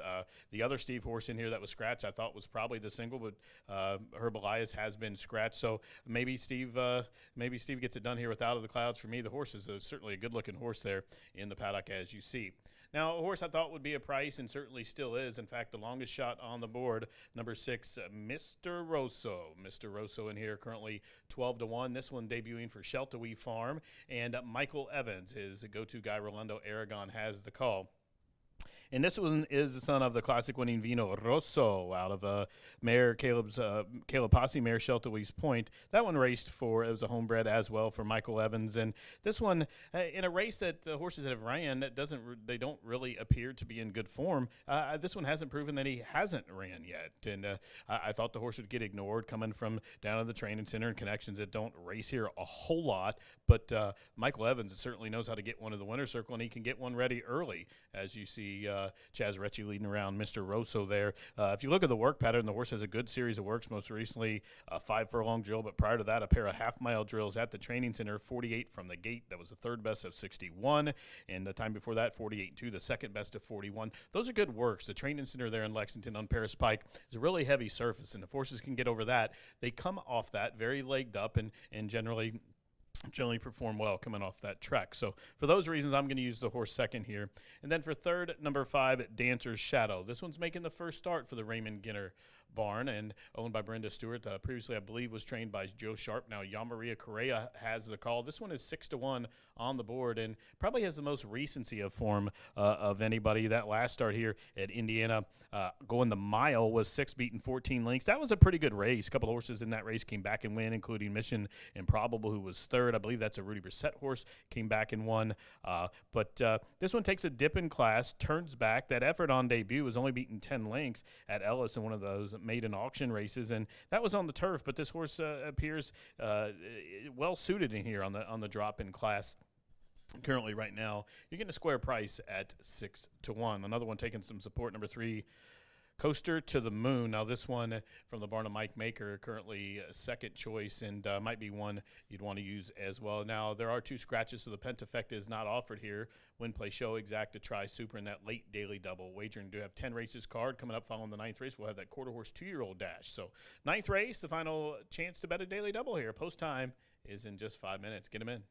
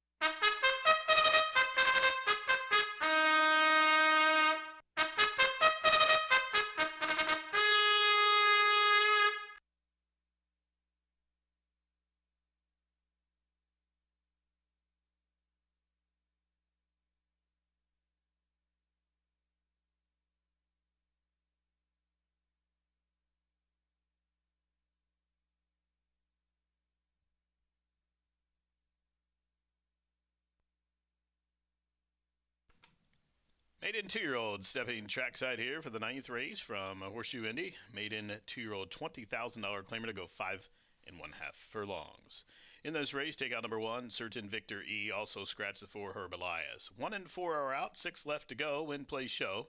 Exact to try. Super Daily Double. Again, the Pentafecta wager has been canceled due to those 2 scratches. Race number 9 over a fast main in just a couple of minutes.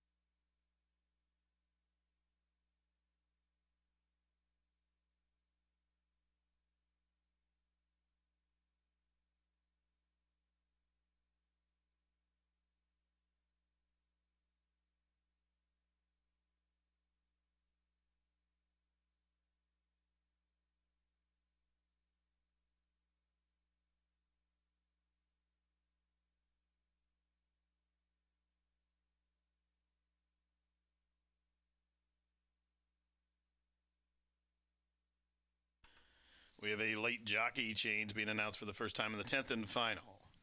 10th and final, number 8, Go LF Curly Secret has a change of rider to Edgar Diaz, and it'll be 2 over. 10th and final, number 8, Go LF Curly Secret, the new rider Edgar Diaz, and it'll be +2.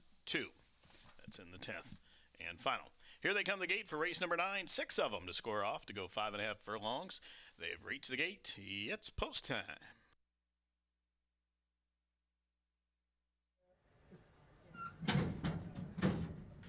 Ride on, ride on.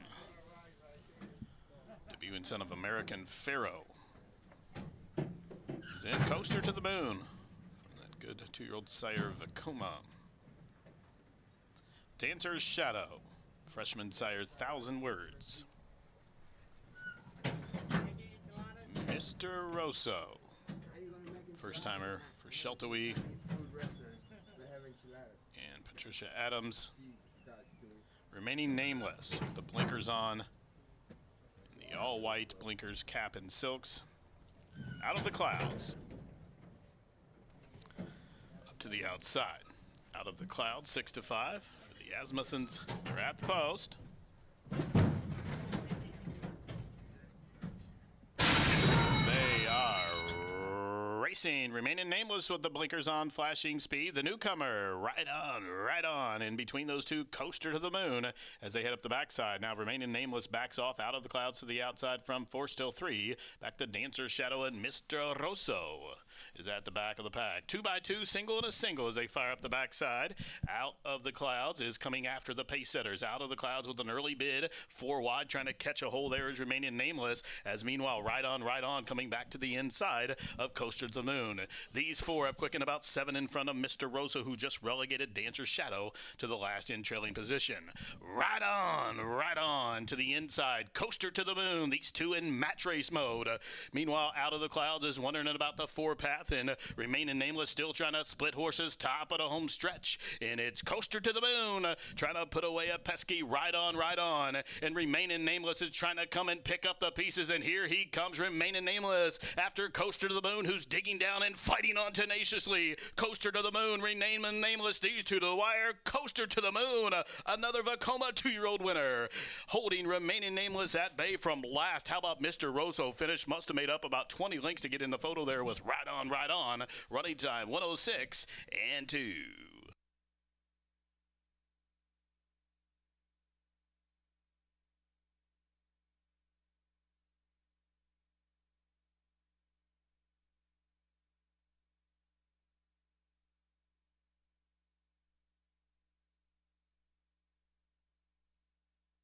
Photo finish. The placing judges calling the photograph to be hung a photo for win.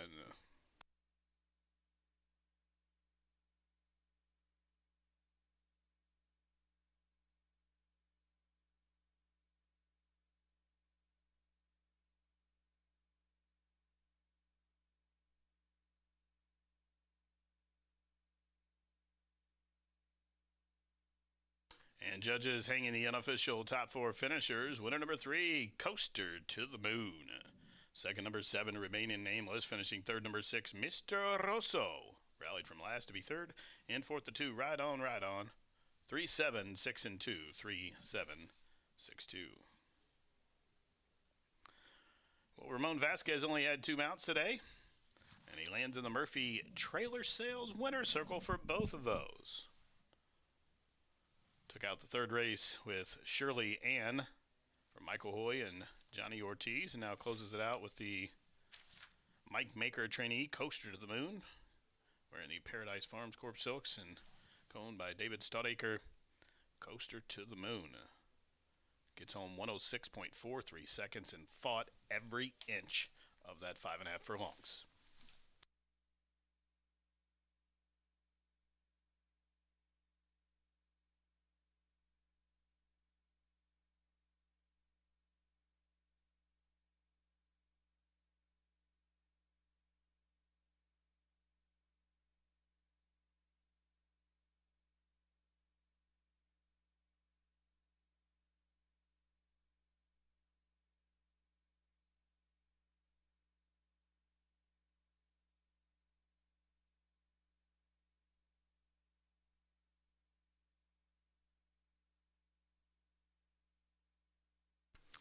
Into the Murphy Trailer Sales Winner's Circle to join John Lind and the rest of Team Maker. Here's number 3, Coaster to the Moon. Coaster to the Moon, a 2-year-old chestnut colt by Vacoma out of the Malibu Moon mare. Her name was Bella Moon. The winner's owned by Paradise Farms Corp. in partnership with David Staudaker, the winning trainer Mike Maker, and the winning jockey Ramon Vasquez. Perfect 2 for 2 today was jockey Ramon Vasquez. As Coaster to the Moon gets it done here, breaking the maiden 106.43 seconds, and he was bred in Kentucky by Dave Menard. Coaster to the Moon was worth $820, $380 in the middle, $3 a show. Dime Super $29.26, Pick 3 $83.45. Pick 5 $1,836 and some change. The Pick 4 $326.85. The double was $34.20. The try $43.75, and that exacta of 3 and 7 was $22.80. One left to go at the shoe. That's race number 10 in just about 17 minutes. Race number 10 in 17 minutes. You're reminded that late jockey change in the 10th race on the 8. Make the rider Edgar Diaz. He's 2 over. And then scratch all of the also eligibles 11 through 14.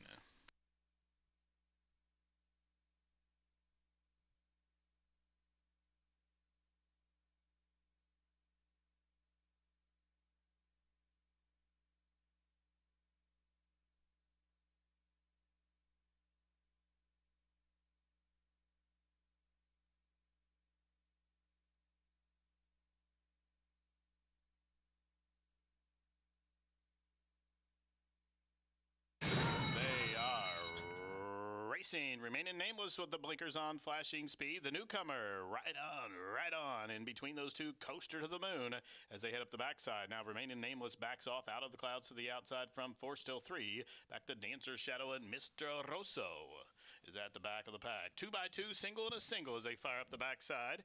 Out of the clouds is coming after the pace setters. Out of the clouds with an early bid. 4 wide trying to catch a hole there is remaining nameless. As meanwhile, right on coming back to the inside of Coaster to the Moon. These 4 have quickened about 7 in front of Mr. Rosso, who just relegated Dancer Shadow to the last in trailing position.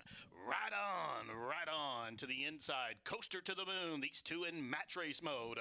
Meanwhile, out of the clouds is wondering about the 4 path and remaining nameless, still trying to split horses top of the home stretch. And it's Coaster to the Moon trying to put away a pesky right on. And remaining nameless is trying to come and pick up the pieces. And here he comes, remaining nameless after Coaster to the Moon, who's digging down and fighting on tenaciously. Coaster to the Moon, remaining nameless, these 2 to the wire. Coaster to the Moon, another Vacoma 2-year-old winner. Holding remaining nameless at bay from last. How about Mr.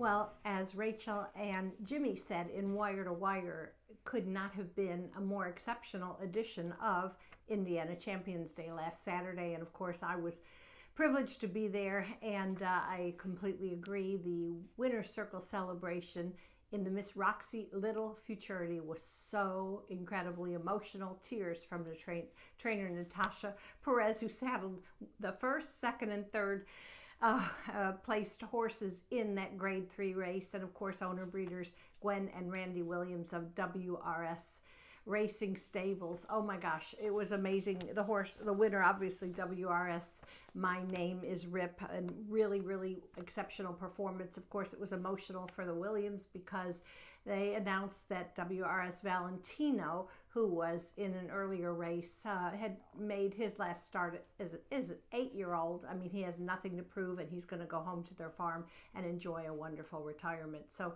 a lot of tears, but boy, it sure was worth every second of it. So anyway, we're back in action today. We have a quarter horse maiden for 2-year-old registered Indiana breds. Nice field. We do have a scratch of the also eligibles, but still some good contentious horses. I'm going to begin with number 2, Fly High Secret, who's making his 3rd career start for leading owner Campos Family Ventures and trainer Claudio Barazza. The horse is sired by Racy Secret out of a Jumpin' Chick mare, and has faced some very tough company, including Escondido Gold, who's a 4-time winner here in his juvenile campaign. Barazza, of course, had an amazing Saturday. 2 stakes here, the Bank of America Juvenile Challenge out at Albuquerque, and of course, one of my favorites, Mr. Michael, taking the Indiana Championship. I don't know what you can say about him, set a new track record and upped his career earnings to $525,000. Spectacular horse, son of Kiss My Hawks, bred by Mark Michael. I love that horse, and that was a terrific performance Saturday. All right, that's my top choice. Now we'll go to number 4, See You, Don't Want to Be You, sired by Coronado Cartel. Improved nicely in his 5th start on September 25th, running 2nd for trainer Ron Raper. It seems logical that this gelding is going to build on that. Sometimes when they finally make a breakthrough and get it right, have a cleaner trip, they've got some confidence. I think that's going to be the case today, and he'll be ridden by jockey Aaron Hunt. All right, we'll go next to the rail horse. That's number 1, Booger Be Gone, trained by Cody Gates, who we don't see a lot of horses from him, but his percentage is very, very exceptional. And this horse is sired by one of the top freshman sires in the country, EOS Apolitical Win, and notched his top speed figure on October 2nd when he finished 3rd under rider Saul Lopez, who has the call today. I think he's going to definitely be in the mix today. And we'll round it out with a filly trained by Tony Cunningham, who also had a great day on Saturday, winning his 2nd straight edition of the Governor Stakes. This was also a Grade 3 this year, so that was awfully good. Great win for Tony, who's now tied with Claudio Barazza with 30 wins each. I know a lot to say today. Busy recap from Saturday. Anyway, this is a filly who had some trip woes in a couple of her races, but she also had to kind of go up against Escondido Gold, so it's not like she was getting beat by lesser horses. That was in a trial for the 212,000 QHRAI Stallion Service Auction Futurity. So she's got talent, seems to get dismissed at double-digit odds every time, but as we saw Saturday, Tony can win with a long shot as well. All right, so I'll go 2, 4, 1, 3 in our finale. Good luck to all. We'll see you back in the paddock tomorrow. We have another quarter horse race this week at Horseshoe Indianapolis.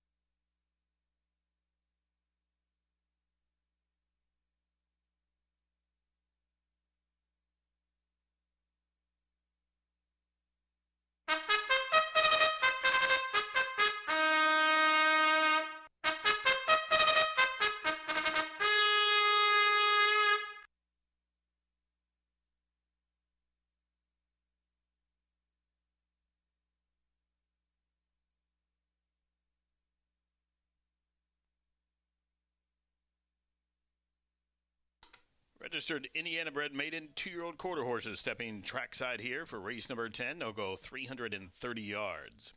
In this race, take out the 11, 12, 13, 14. 11, 12, 13, 14 are out.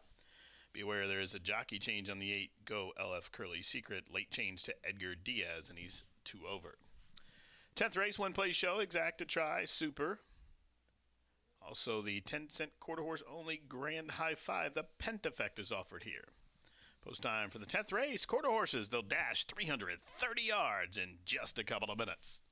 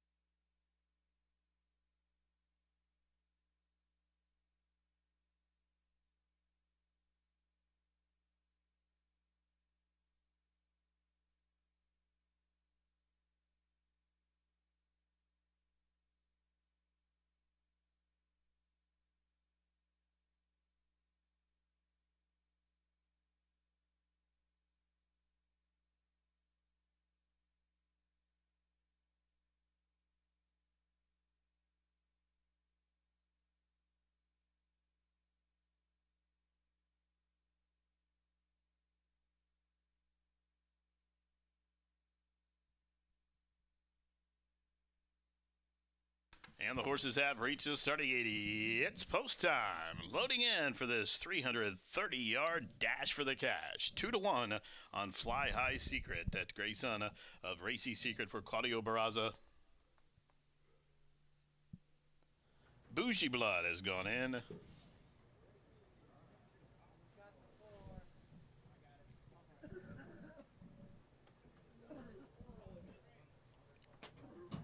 U.S. Eye Candy. Those Cunningham Silks is loaded. They're working with A.E. Just Leroy from the Eggleston Barn. Roy Pena.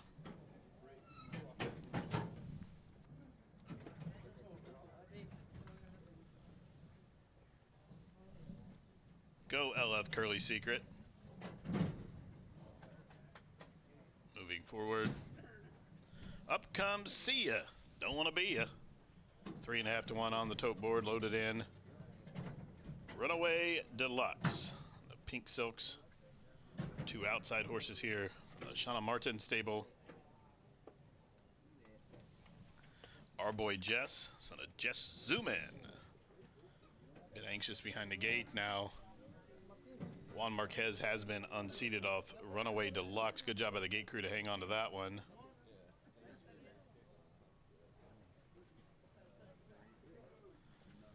That gives our boy Jess some ideas of his own. Jock staying with him, gate crew staying with him here.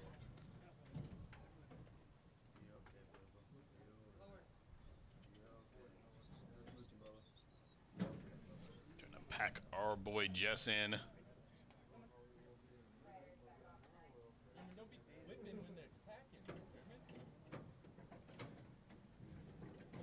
Gets that lineman shove there.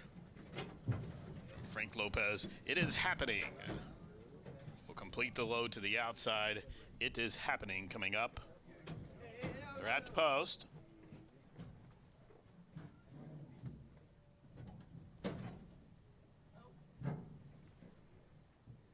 They are off. Slight hop at the start for AE Just Leroy. Quick start though for See You Don't Want to Be a Booger Be Gone. And there's Fly High Secret and ratcheting up the pressure. Our boy Jess is motoring up to the outside of Fly High Secret. It's our boy Jess, Fly High Secret, these two to the wire, and our boy Jess with a demolishing job to break the maiden.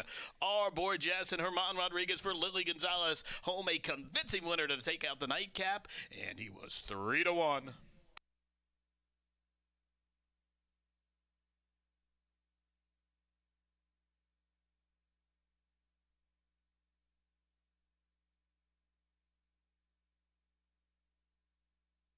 Judges posting number 5, our boy Jess, the race winner for Raul Venegas and Lily Gonzalez. Herman Rodriguez was up top 5 and a photo finish.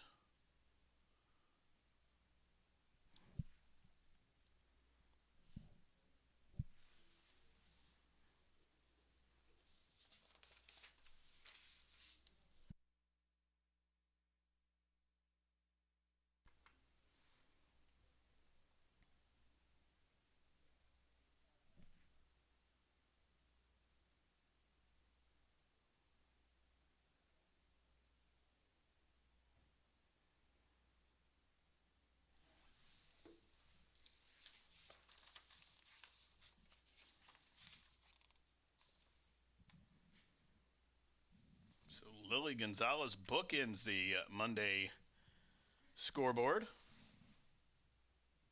Took out the opener with Hilton Head at a decent price and closes out the show with our boy Jess.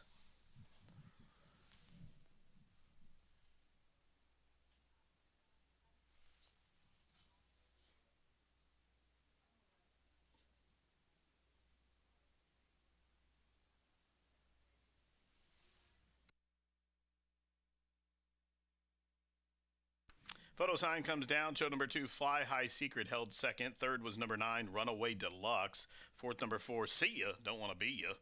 And fifth, number 6, Bougie Blood. 5, 2, 9, 4, 6. The pentafecta numbers. Again, that grand high 5, 5, 2, 9, 4, 6, barring any changes to this current order of finish. As always, hold them all till the official sign has been posted.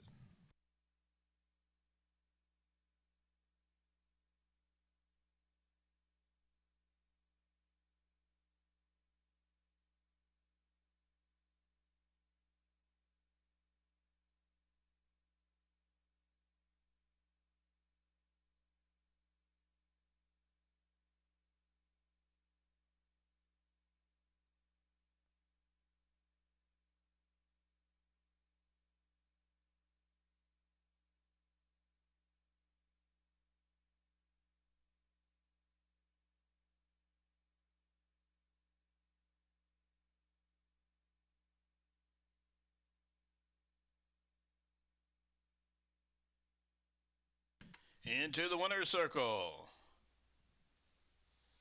Number 5, our boy Jesse, 2-year-old big gelded son by Jess Zoomin out of the first and cool mare named Eileen Dover.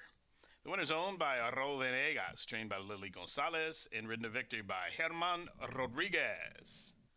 Our boy Jess, Homa winner covers the 330 yards, winning time 17.306.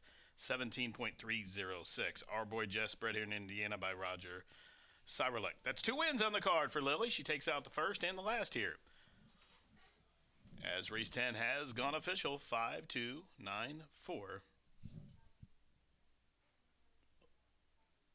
Official.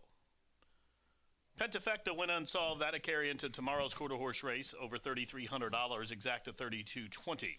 Trifecta 236 even. Double 59.80. Dime super 332.04.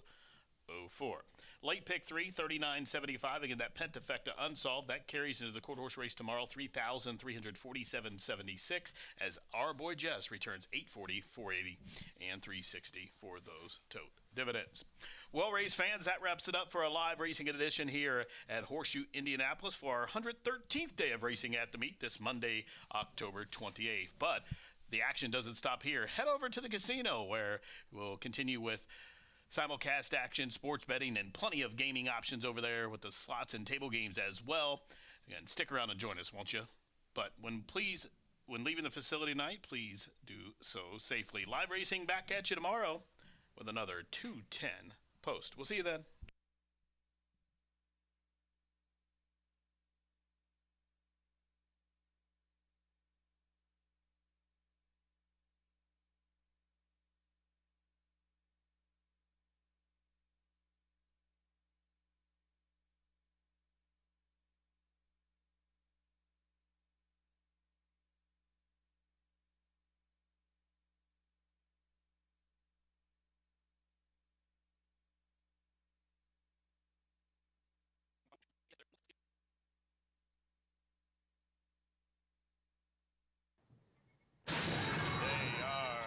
Slight hop at the start for AE Just Leroy. Quick start, though, for See You Don't Want to Be a Booger Be Gone. And there's Fly High Secret and ratcheting up the pressure. Our boy Jess is motoring up to the outside of Fly High Secret. It's our boy Jess, Fly High Secret, these two to the wire, and our boy Jess with a demolishing job to break the maiden. Our boy Jess and Herman Rodriguez for Lily Gonzalez. Home a